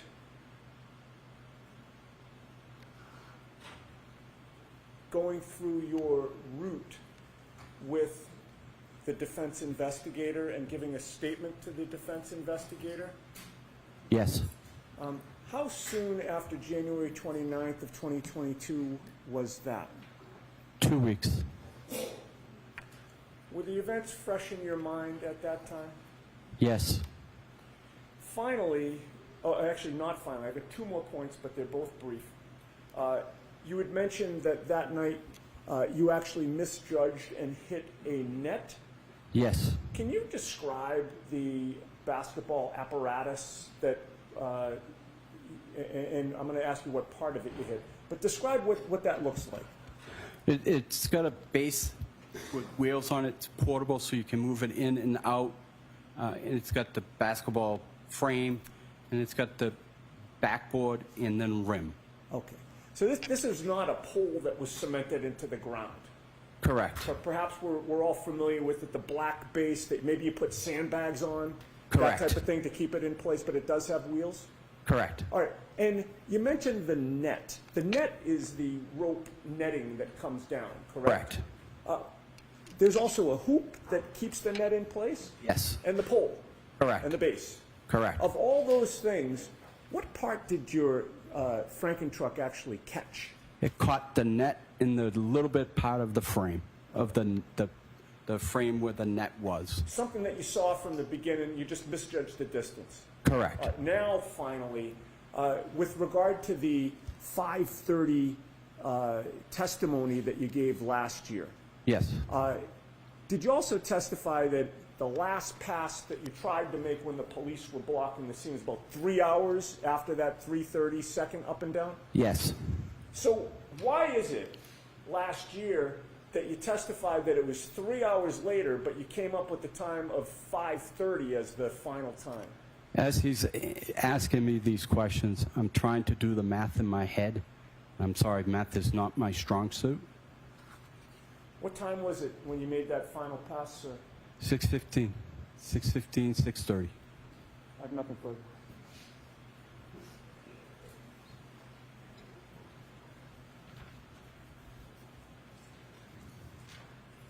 You mentioned you're trying to do the math in your head. There is no reason why you would specifically remember certain times on each pass other than trying to remember and give an accounting, right? Could you rephrase that, please? Sure. You don't have your watch out on a certain schedule that you have to pass a certain street at a certain time. Correct. You weren't marking your times to some event when you were driving up and down the street that night, were you? No, So you're trying to go back with your memory and piece it together the best you can. correct. And that's why you're giving estimates, yes? And when Correct. you spoke to those law enforcement officials, not Canton, not state police, and you said at 3 o'clock you saw first responder vehicles, that was based on your memory, wasn't it? Objection. It was based on your memory. Not at 3:30. Right. Do you know that there was a car similar to a Ford Edge in front of 34 Fairview around 6 a.m. that morning?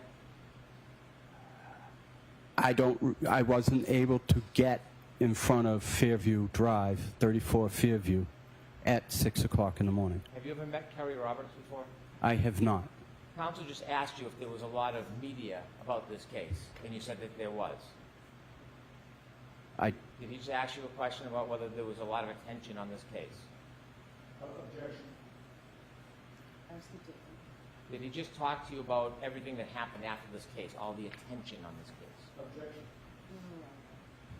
Remember his question about all the attention after this case? he asked specifically a question about the dumpsters. And he said that wasn't subject to a lot of attention, was it? Correct. Right. But this case was. The case itself, yes. The people involved in this case were subject to a lot of attention. Correct. And you spoke to the defense investigator after this case as far as attention is concerned. You remember speaking to the investigator on June 5th, 2023. Yes. And do you know, coincidentally, that is the day that the blogger put out the articles on you, accusing you of not doing the right thing? Objection. May I approach? Yes.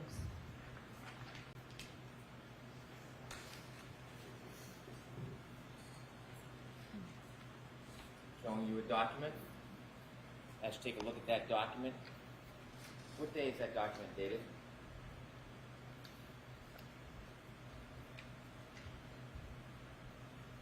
June 5th, 2023. Without reading it, that document talks about you.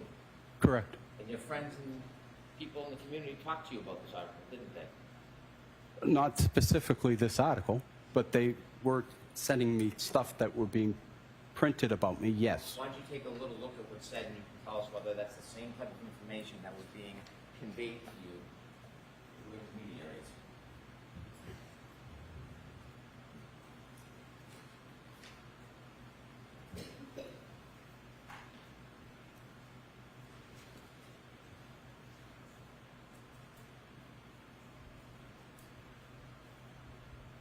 Can you ask that question again, please? Okay, sir.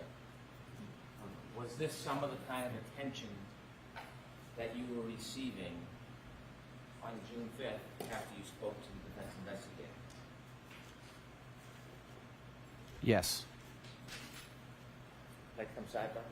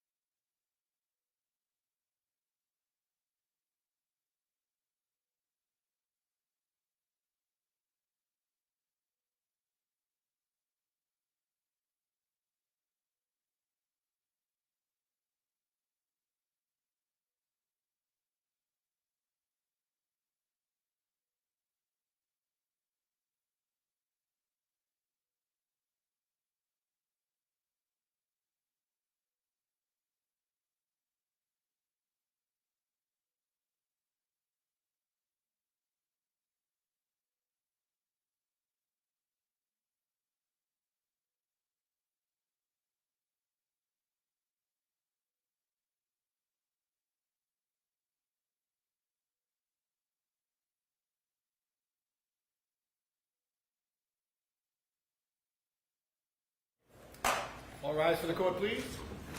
Chair's closing over the following.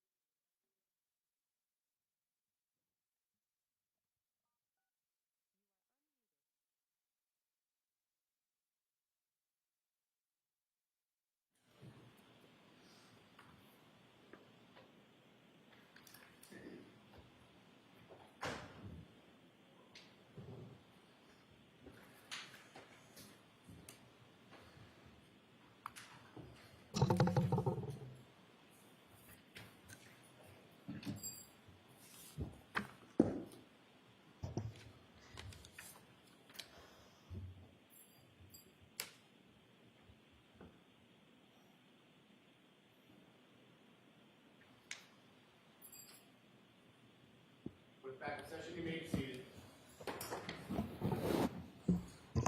All right, Mr. Brennan.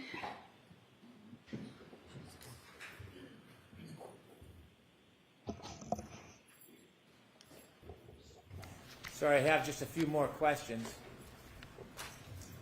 When I had mentioned about meeting the defense investigator on June 5th, 2023, I misspoke. It was June 5th, 2024. Does that sound more like it? Yes. June 5th, 2024, was that before, shortly before you testified before?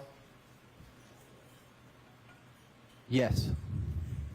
You were asked on redirect examination whether any dumpsters got any attention about this case. The question I was asking is, did you notice things that might have been open and obvious? And you have no memory of an actual dumpster in the area, correct? Correct. If I could have on the screen Exhibit 37, still photo from that clip.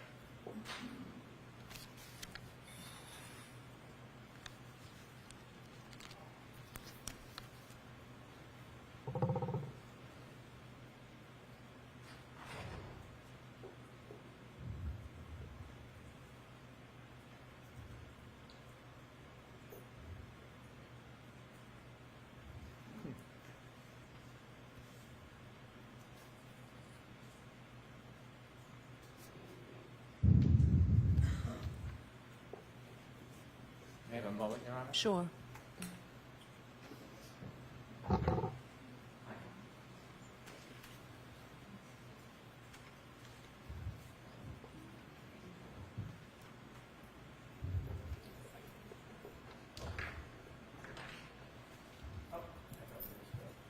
It's a video that I'll stop at a certain point. Okay. Exhibit 71.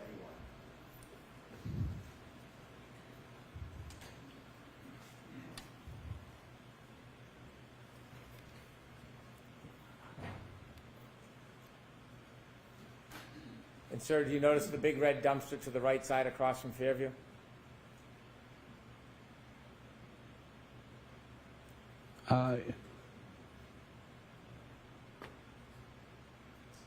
Yes.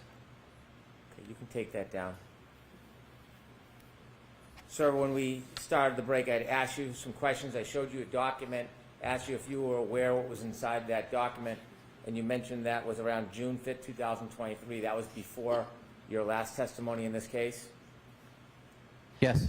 And you knew that a person or persons were putting out private pictures of you online?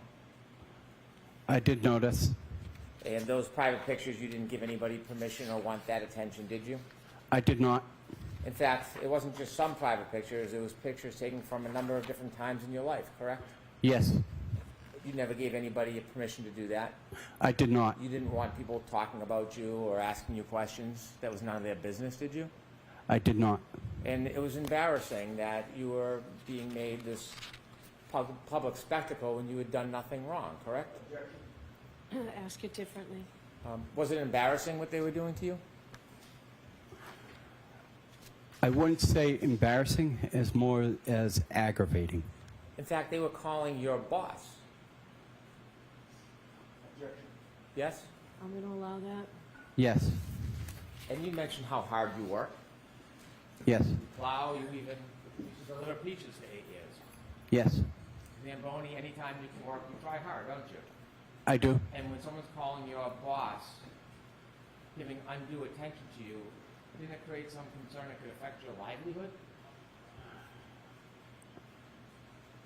I did not think it was going to affect me in that manner. In addition to dragging you into this, because of you, your brother was dragged into this, wasn't he?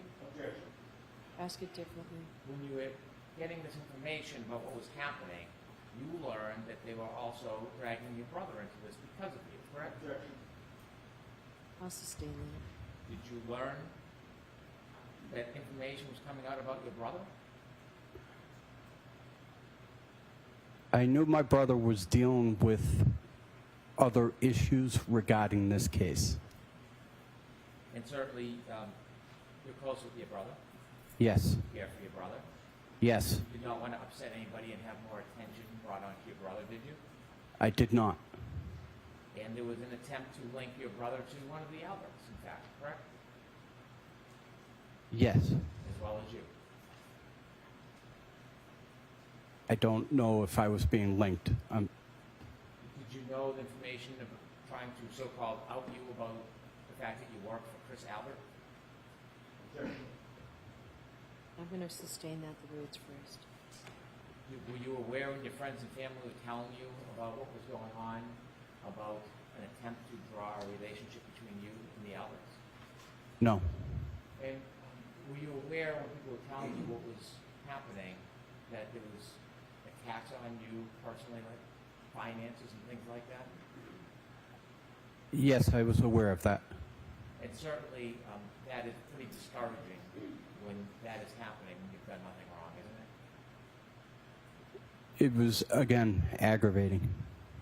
And this was all happening before you came in and testified last time at trial. Correct.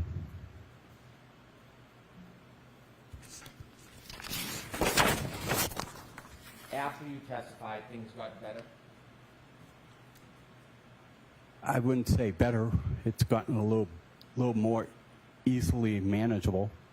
You were no longer being harassed, you were being embraced. Correct. May I approach? Yes.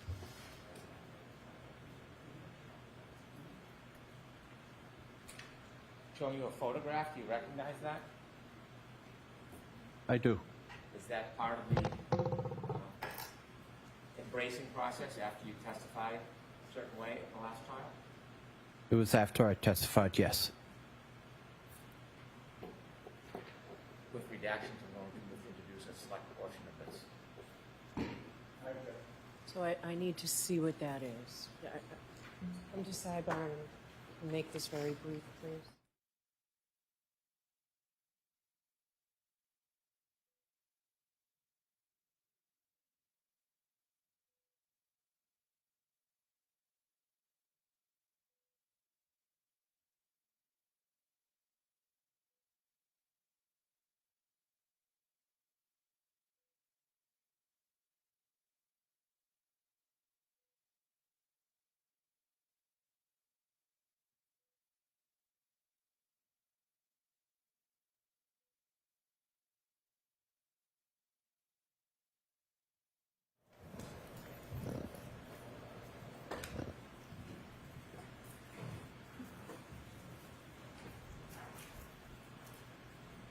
So that's next in evidence, Madam Clerk. Madam Court Reporter, please. 212.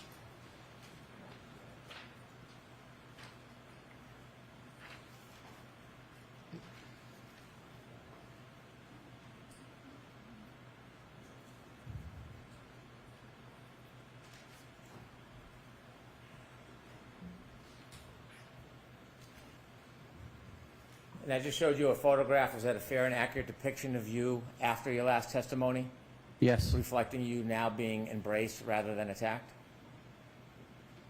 Yes. Could we show the photo, please, Ms. Gilman, with the court's permission? Yes.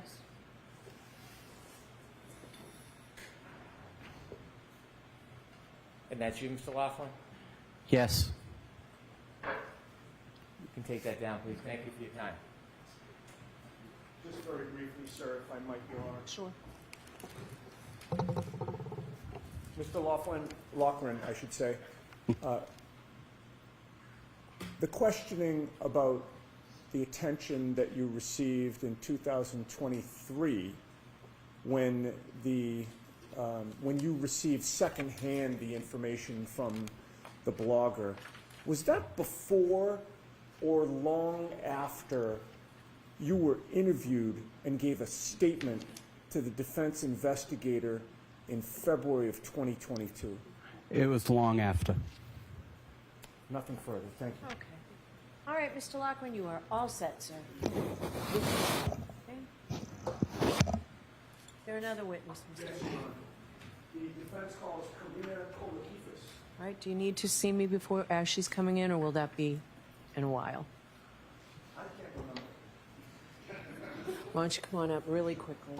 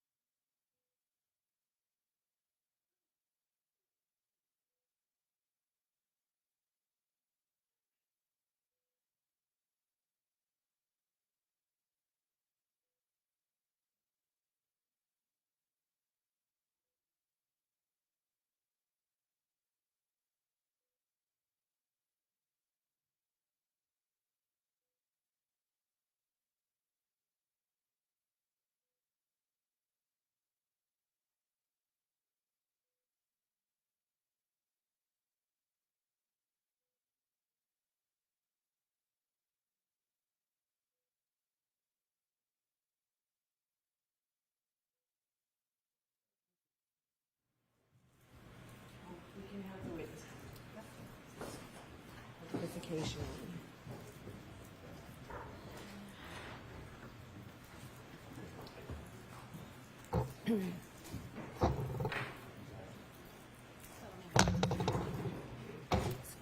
Follow me. Then you guys step up. Face the clerk and raise your right hand, please. You solemnly swear the evidence you give the court and jury in the case now hearing is the truth, the whole truth, and nothing but the truth, so help you God. Yes. Good afternoon. Good afternoon. May I proceed, Ron? Yes. Good afternoon, ma'am. Good Would you afternoon. please introduce yourself to the jury and spell both your first name and your last name? Sure. My name's Karina Kolithas. It's Karina. Last name Kolithas. Kolokithas. That's almost as bad as your name. It's long. In what town do you live, ma'am? I live in Canton. How long have you lived there? We've lived there for 22 years. Where did you grow up? So I initially grew up in Randolph, and then we moved to Braintree, and I finished my last 3 years of high school and stayed there till I was married. And where did you go to school after high school?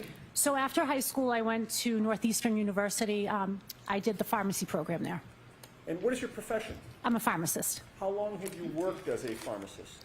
So total years is about 30 years as a pharmacist, but I have been at my current job for about 24 years. Are you married? I am married. To whom?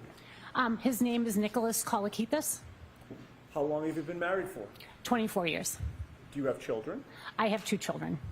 And without giving us their names, can you tell us if you have boys or girls and what their ages are? So I have 2 girls. One is 19 and one is 17. Have you raised your children in Canton? Yes, I have.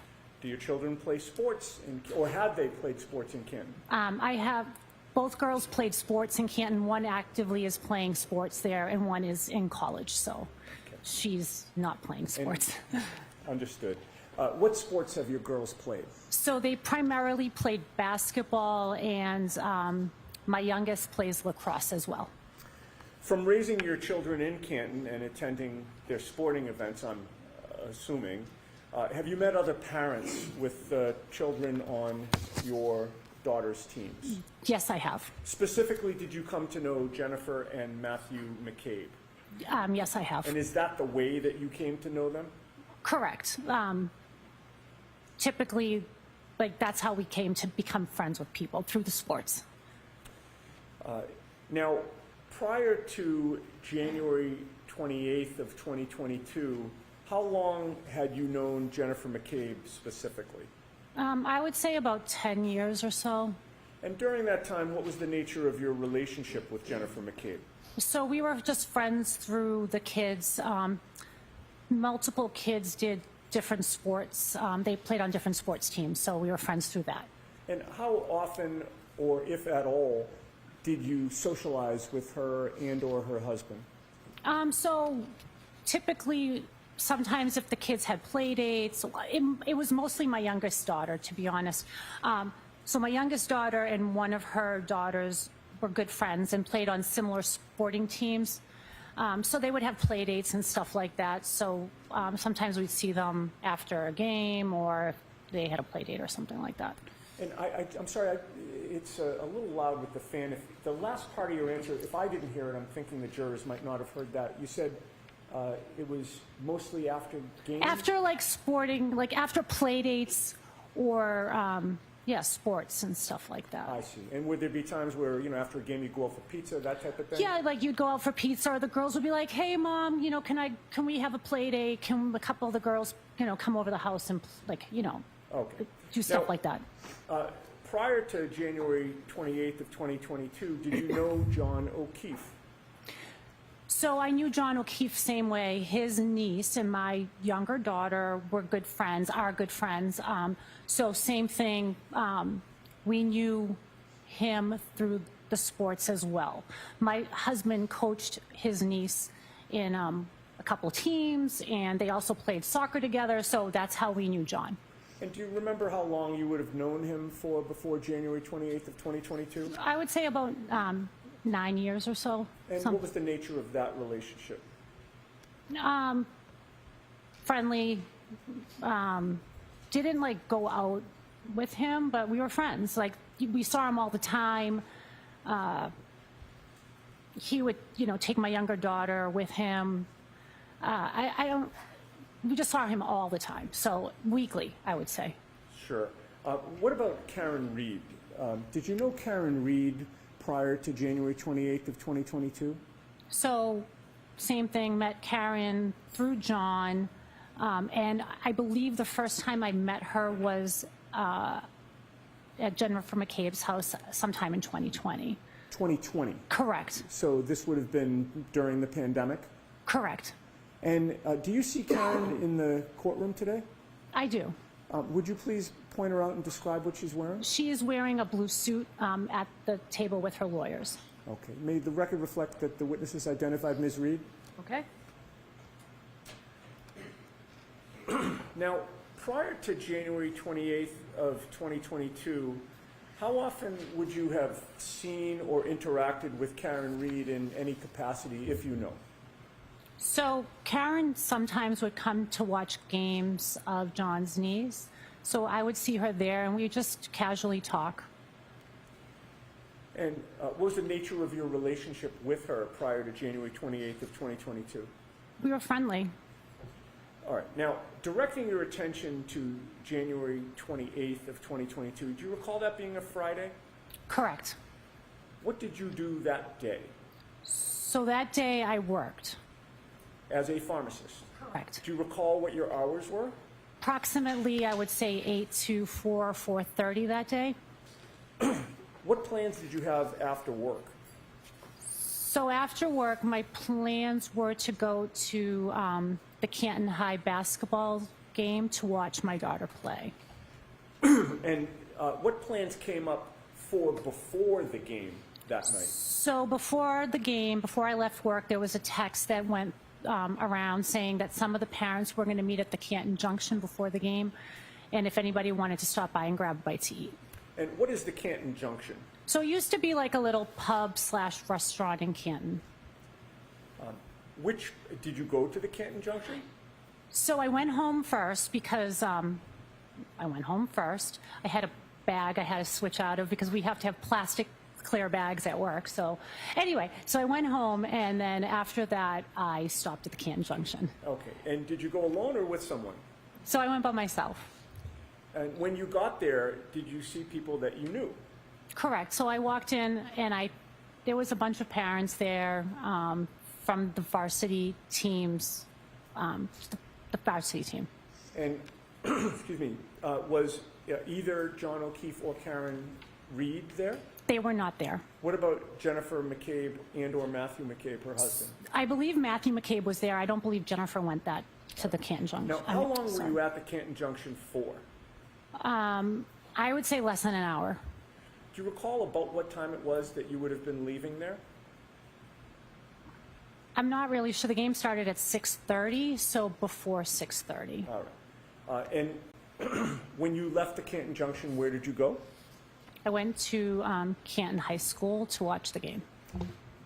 And in the gymnasium, with whom did you sit to watch your daughter's basketball game? I'm not sure who I sat with, but it would have been those parents from the varsity team, whoever was there and wherever there was a spot. Was it generally a custom that the parents of all the kids on the team would kind of congregate together in the stands? Correct. Do you recall what time the basketball game ended? I believe the game ended around 8:30. Where did you go after the basketball game? So after the game ended, I went down and waited on the court for my daughter to come out of the locker room, greeted her, the players, and then I said to everybody, I'm going home. Okay. And you did go home? Correct. I went home after the game. And having now made it home, what were your plans that night? So my plans were to stay home. I was tired. I worked all day, watched the game. I was pretty much done with the day. So my plans were to stay home. At some point, did those plans wind up changing? So then I started getting text messages from my husband saying, you should come out, we're going to go to the waterfall. And I said, no, I'm not coming. And what is the waterfall? So that's a restaurant that has a bar, and it's on in Canton on Washington Street. Okay, so you've given your husband the stiff arm, so to Correct. speak, right? You're Correct. not going. Not going. So what happens? So then he keeps on texting me. He's like, I'm at the waterfall. You should really come. It's fun. There's a band. And I was like, oh, really? Like, I don't want to go. And then my kids got involved with the conversation. And how did that affect your decision? So they started saying to me, Mom, you never go out. You never do anything. You know, Dad's by himself. Just go, keep him company while he eats. So I reluctantly went. All right, so you were guilted into it. Guilted 100% into it. All right, so where did you go? So then I went to the waterfall. Do you recall about what time it was that you got to the Waterfall Bar and Grill? I believe I got there approximately 9:30 or so. And when you first arrived there, who was there, if anyone, that you recognized? So my husband was there, and then I recognized Jennifer and Matt McCabe. And what happened after you got there? So after I got there, I walked in, and I said to my husband, I'm like, where is everybody from the basketball team? And he said, I don't know, they all sort of split up. He said, don't worry, just hang out here. I already ordered a sandwich, so just hang out with me while I eat, and then we'll go. And were you introduced to anyone? Yeah, so then Jennifer McCabe started introducing me to all her family, you know, so I got to meet a lot of them. It was fun. It was a good time. And do you recall specifically who you met? So I think I believe I met. Well, she sort of just introduced me to whoever was at the table. So I'm not sure 100%, but just like the niece, her sister, her brother-in-law, like people like that. All right, the Albert family? Correct. And when you're being introduced to a bunch of people at once, it can be tough to keep everybody's names straight at the time? Right, it's kind of overwhelming. There was a lot of Jen's family. Now, what were you drinking that night? So that night I drank water.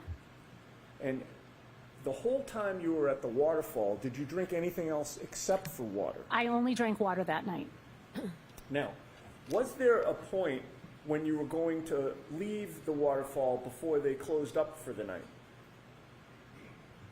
I'm sorry, can you repeat that? Sure.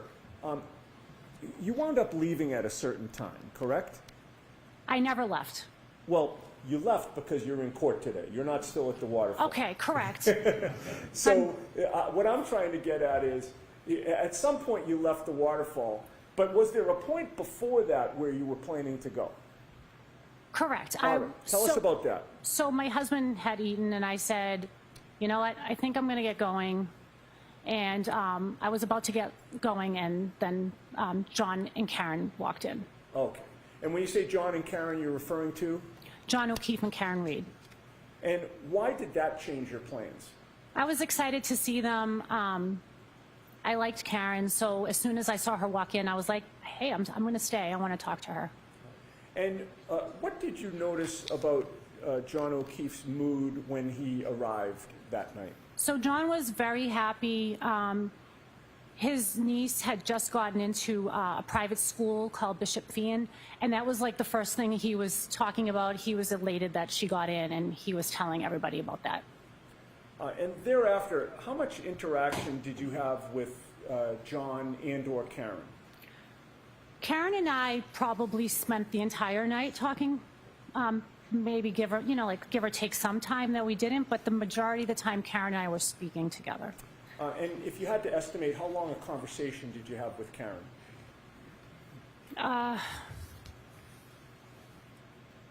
Maybe an hour, like 40, 50 minutes out of the hour. Like if we spent like an hour together, perhaps we spoke 50 minutes of those out of that hour. And without telling us the content of the conversation, what was the subject matter, if you remember? So Karen was also, she mentioned being excited about Kaylee getting into Bishop Fian. And well, when I first saw her, she first started talking about my daughter. So I saw her, she came in, she greeted me, and when we did start talking, she just started talking about my daughter and how much she really loved my daughter's relationship with John's niece. Okay. And while you were having this conversation with Karen, was it an easy conversation back and forth? Very easy. Where were you located within the waterfall while you were having this conversation? We were at a I don't remember where we were talking. We were sitting down talking at a table. And how close did you get to her when you were speaking with her? In order for someone to hear you, because of the band being so loud, we were probably a couple feet from each other. And in what direction were you facing when you were speaking to her? And I'm talking in relation to Karen. I don't remember if she was next to me at this point. She could have been next to me at this point. All right. And your face would have been facing where? At her. Okay. That actually was the question. I'm sorry. This is kind of a stilted way to talk, but I have to ask the questions this way. We were face to face. There you go. All right. So in other words, Karen was also facing you when she was speaking to you? Correct. Did you notice what Karen was drinking? So she was drinking a drink out of, it was a clear liquid out of a clear glass, and I assumed it to be alcohol of some sort, but I'm not sure. And while you were talking with her, can you describe, was the conversation coherent? Very coherent. Was she making sense? She was. Was she engaged in the conversation? She was. And did you make any observations regarding her sobriety? She seemed fine to me. And you're a pharmacist, correct? I am a And pharmacist. you were that night. I was that night. How much interaction did you see that Karen had with John O'Keefe? They had some interaction. And was there one specific interaction that stands out in your mind, then and today? And I'm talking about a physical interaction. When they hugged at one point. Okay. And did John come over to Karen at one point and do something? He did. What did he do? So John went over to Karen and he gave her a kiss on the forehead. Okay. And that kiss on the forehead, why did that stand out to you? So honestly, I'd never seen something like that before, a boyfriend do to a girlfriend in public. Never saw that. So it just stood out to me. I was like, wow, that's the sweetest thing I've ever seen. Can we cue up Exhibit 22, Mr. Wolk? I'd like to go to approximately 11:36 and 41 seconds. And if we can, well, first of all, have you seen that video before, ma'am? I have. Do you recognize what Exhibit 22 depicts? It shows the waterfall. And is that consistent with what it looked like when you were there that night? Correct. And you've previously identified that as being a fair and accurate video of that night? I do. If we could zoom in, well, first of all, again, let me try and lay a foundation. Where would you be, if you recall, at the waterfall within that video? To the right, to the left? I'm in the right, in the black top, sitting on a chair. Okay, could we zoom in on that area, Mr. Wolf?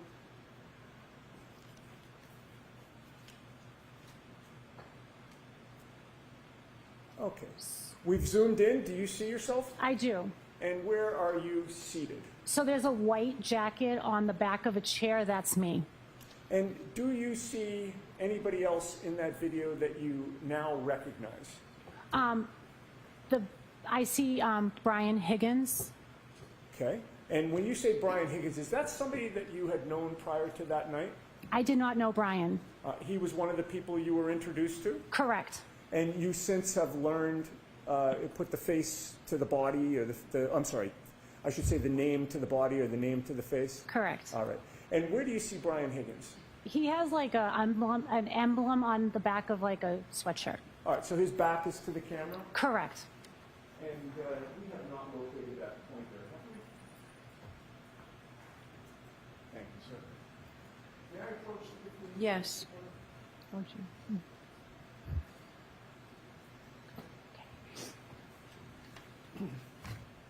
Now, if you can, ma'am, would you please use that pointer to show where you are first? That's me. Okay. And Brian Higgins? That's him. All right. Do you recognize, at this point in the video, do you recognize anybody else? Not right now. Okay. If we could start to play it, Mr. Wolf? And stop for a second. I would ask you, as soon as you recognize somebody else, if you'd speak up and tell us to stop, and we'll pause. Okay.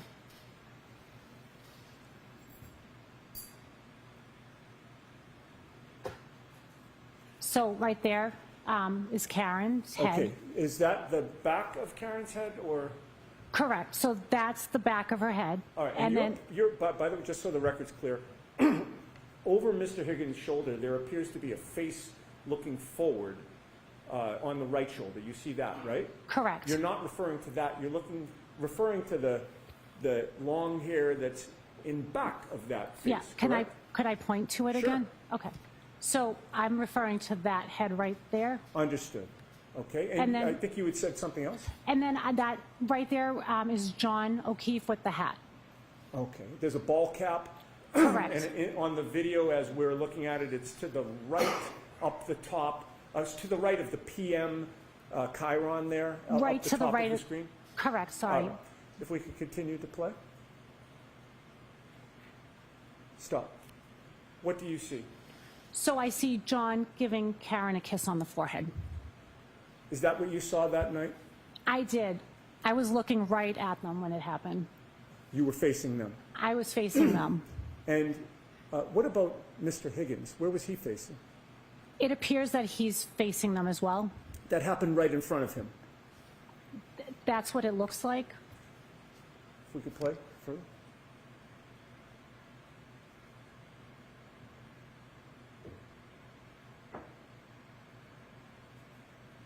Okay, you can stop and we can take that down.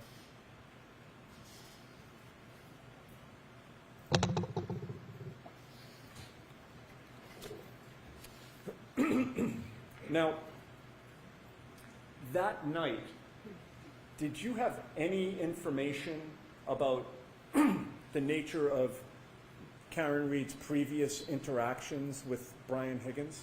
None whatsoever. Okay. How long did you stay at the waterfall? Or if you recall, about what time you got ready to leave? I believe things wrapped up around midnight. And with whom were you leaving around midnight? So my husband and Matt McCabe stayed behind. They were helping the band clean up and stuff. So it was myself, Jennifer McCabe, and Karen Reed that walked out together. Okay. And you've previously seen video footage of the end of the night with yourself, Karen, and Jennifer McCabe sort of in a grouping. Correct. And excuse me, I'm sorry that I just need to clear my throat. I hope that's the okay. last time. That's okay. Did you see on that same video at the same time, there's a grouping in another area of the bar at the same time? Correct. And do you recall who was in that grouping? I believe it was Chris Albert, Brian Albert, and Brian Higgins. Okay. Could we now publish again Exhibit 22? And I'd like from the approximate start time of 11:57 and 42 seconds.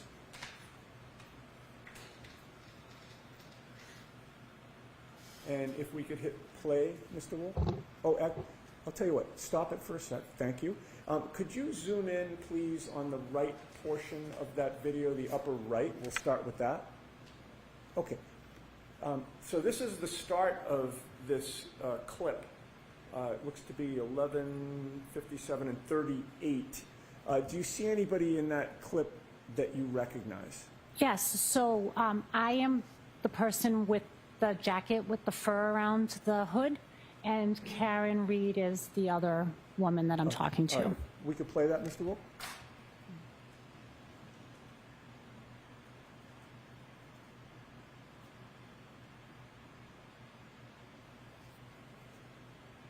And right now, do you recognize anybody else in the background of that?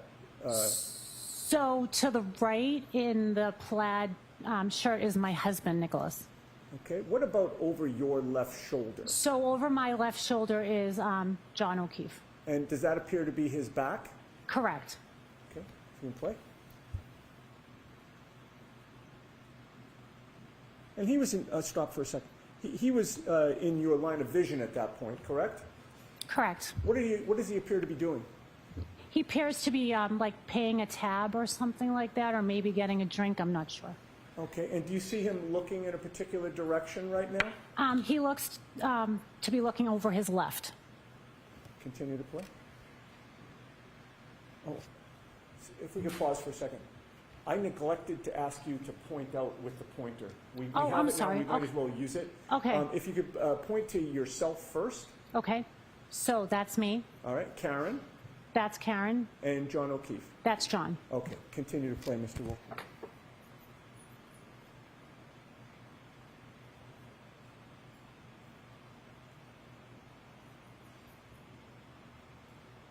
Stop. Back up just a sec. Oh. I'll tell you when to start. Yep. Play. Stop. Okay. Do you see what direction John O'Keefe is facing now? He's looking to the left. Okay, keep going. Keep going. Stop. What direction is he facing now? To the left. And what is over to the left? I believe that's where the other group of men are located, perhaps. Okay, keep playing. And I'd like to run this to 11:58:25.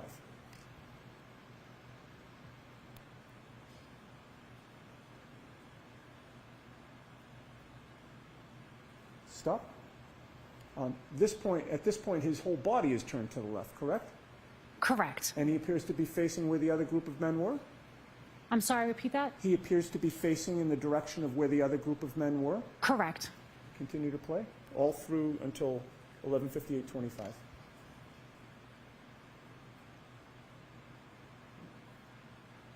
Okay, that's perfect. Now, keeping the video up, I'd like to now scroll over to the left side of the screen, and we're going to start that at 11:57:42, the same approximate time we started the previous discussion.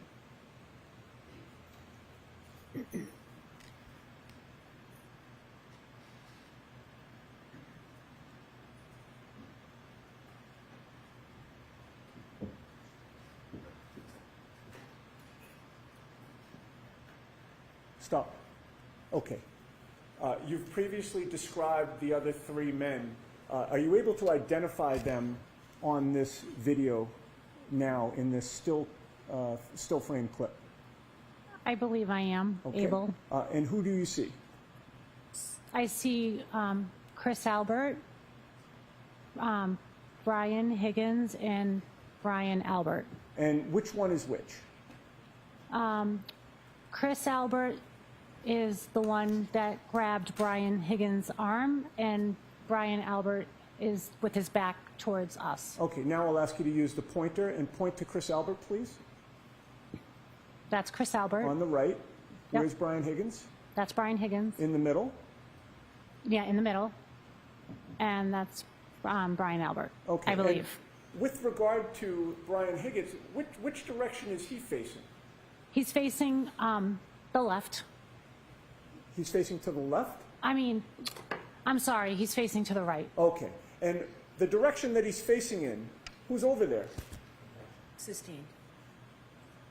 What is over there? Is that the direction of the bar? Sustained. Okay. Continue to play, please. Stop. Did you see he grabbed his arm a second time? Correct. And Brian Higgins is facing in which direction this time? He's facing the bar area. Continue to play, please.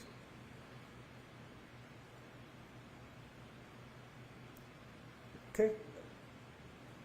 You noticed some motion that Brian Higgins made? He waved his arm. Back it up for a second, Mr. Wolk, please.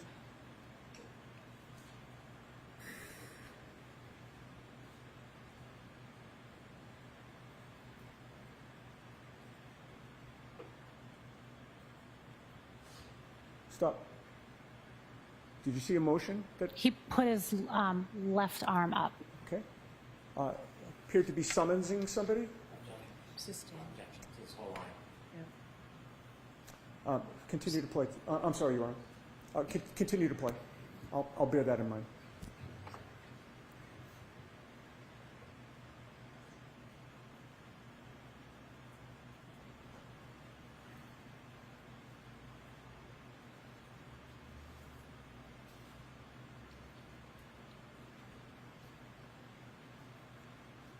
Okay, we can stop there. Ms. Kolithas, did you see how many times Brian Higgins motioned with his arm? Sustained. Commonwealth versus please, Mr. Understood, understood. Now, prior to this night, had you known or been aware of Chris Albert? Just knew him from seeing him at D&E Pizza. Okay, and you say you've seen him at D&E Pizza in what capacity? I think he's the owner there at D&E Pizza, and we've gotten pizza there before.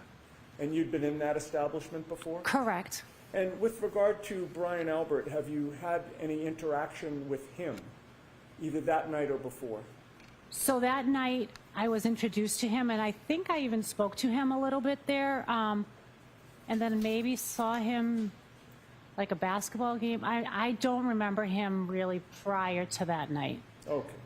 Now, I'd like to play the portion of the video where you are then leaving and ask you some questions about that. Yes, I think we can zoom out and perhaps hit play, Mr. Wolk, at this point.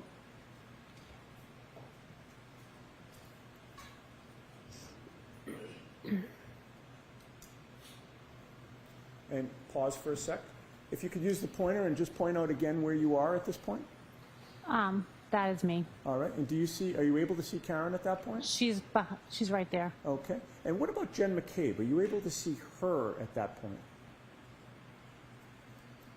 I'm not sure. Okay. All right. Continue to play, please. And stop for a second. I should have asked you, if you do see Jennifer McCabe enter the picture, could you alert us? Okay. Continue to play.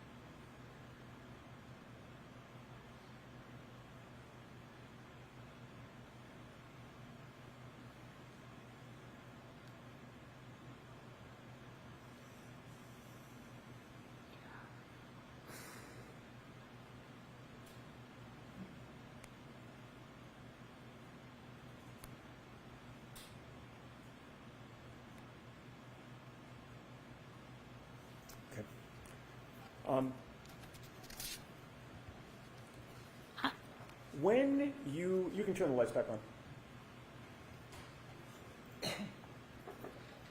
When you were leaving the establishment, whom did you leave with? So again, it was myself, Jennifer McCabe, and Karen. Did anything unusual occur when you were leaving? So as we were leaving, Jen went over to Karen, kind of put her arm around her, and she started saying, "You're coming with me, you're coming with me." And Karen's like, "Huh? Like, what? Like, where are we going?" And I'm going to sustain the objection. The first part of that answer, the putting her arm around her, "You're coming with me," why did that stand out in your memory?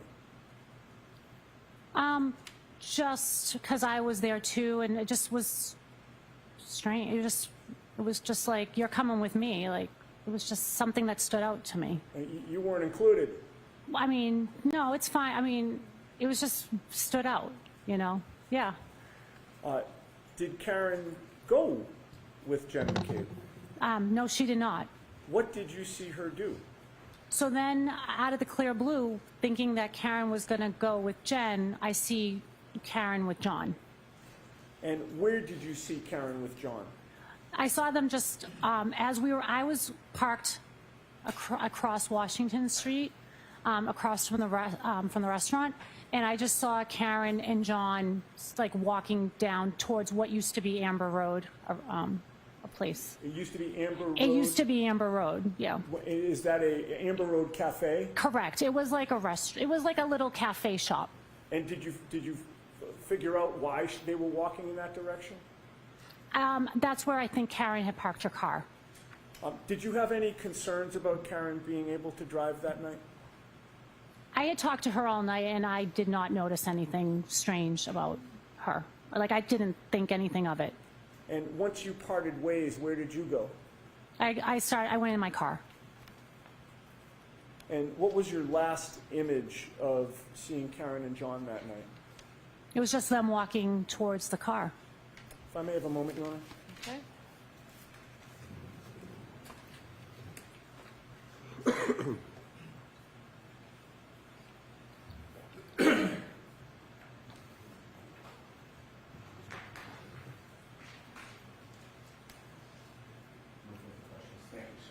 Okay.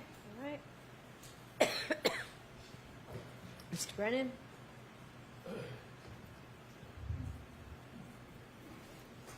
Good afternoon. Good afternoon. Was your last image of Karen and John, both of them walking to the car and Karen walking to the driver's side door of that car? Correct. That night it was a celebratory mood? Correct. Everybody was getting along fine? Yes, we were. Yes. You were speaking to the defendant for some time? Most of the time, correct. You saw her at points hugging Jen McCabe? Correct. You knew John. I did. He was a kind man, Very kind. generous, Very generous. thoughtful, Very thoughtful. soft-spoken. Yes. That night was particularly different. He was extraordinarily proud and happy, wasn't he? Yes, he was. And you could see him emote about his accomplishment that his daughter got into private school. Correct. Did you talk to John that night? I did.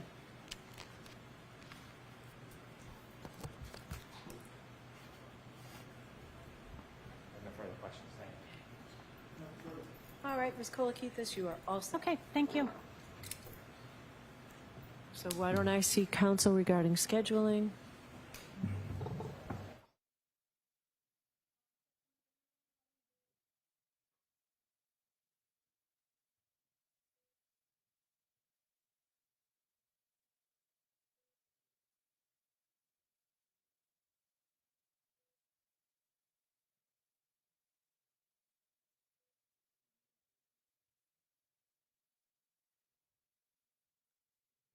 Just actually, Ms. Giannetti, just one question.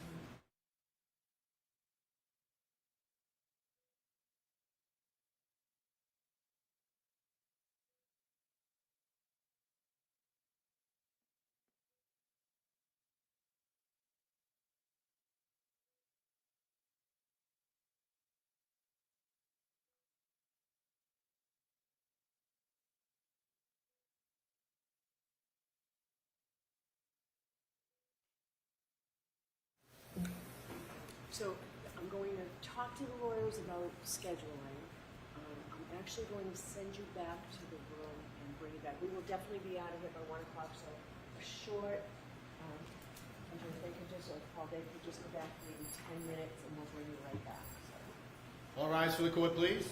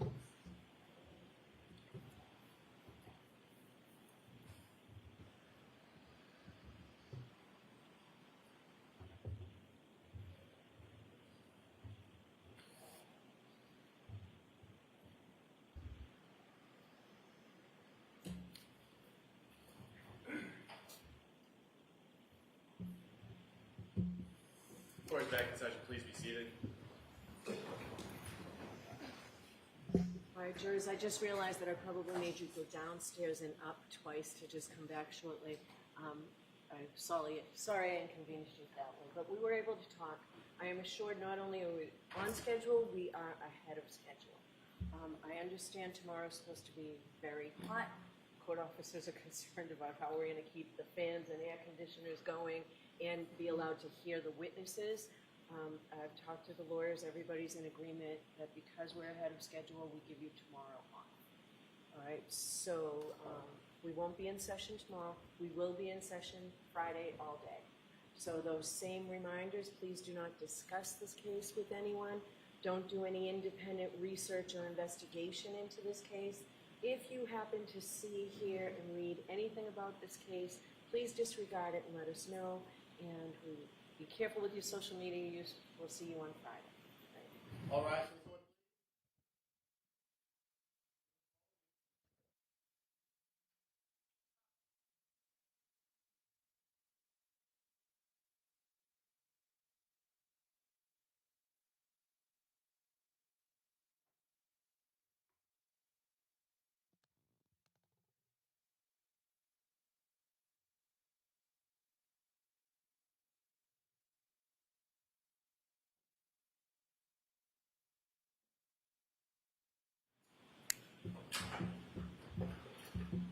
Jurors exit the court, please be seated. All right. Is there anything anybody needs to raise with me at this point?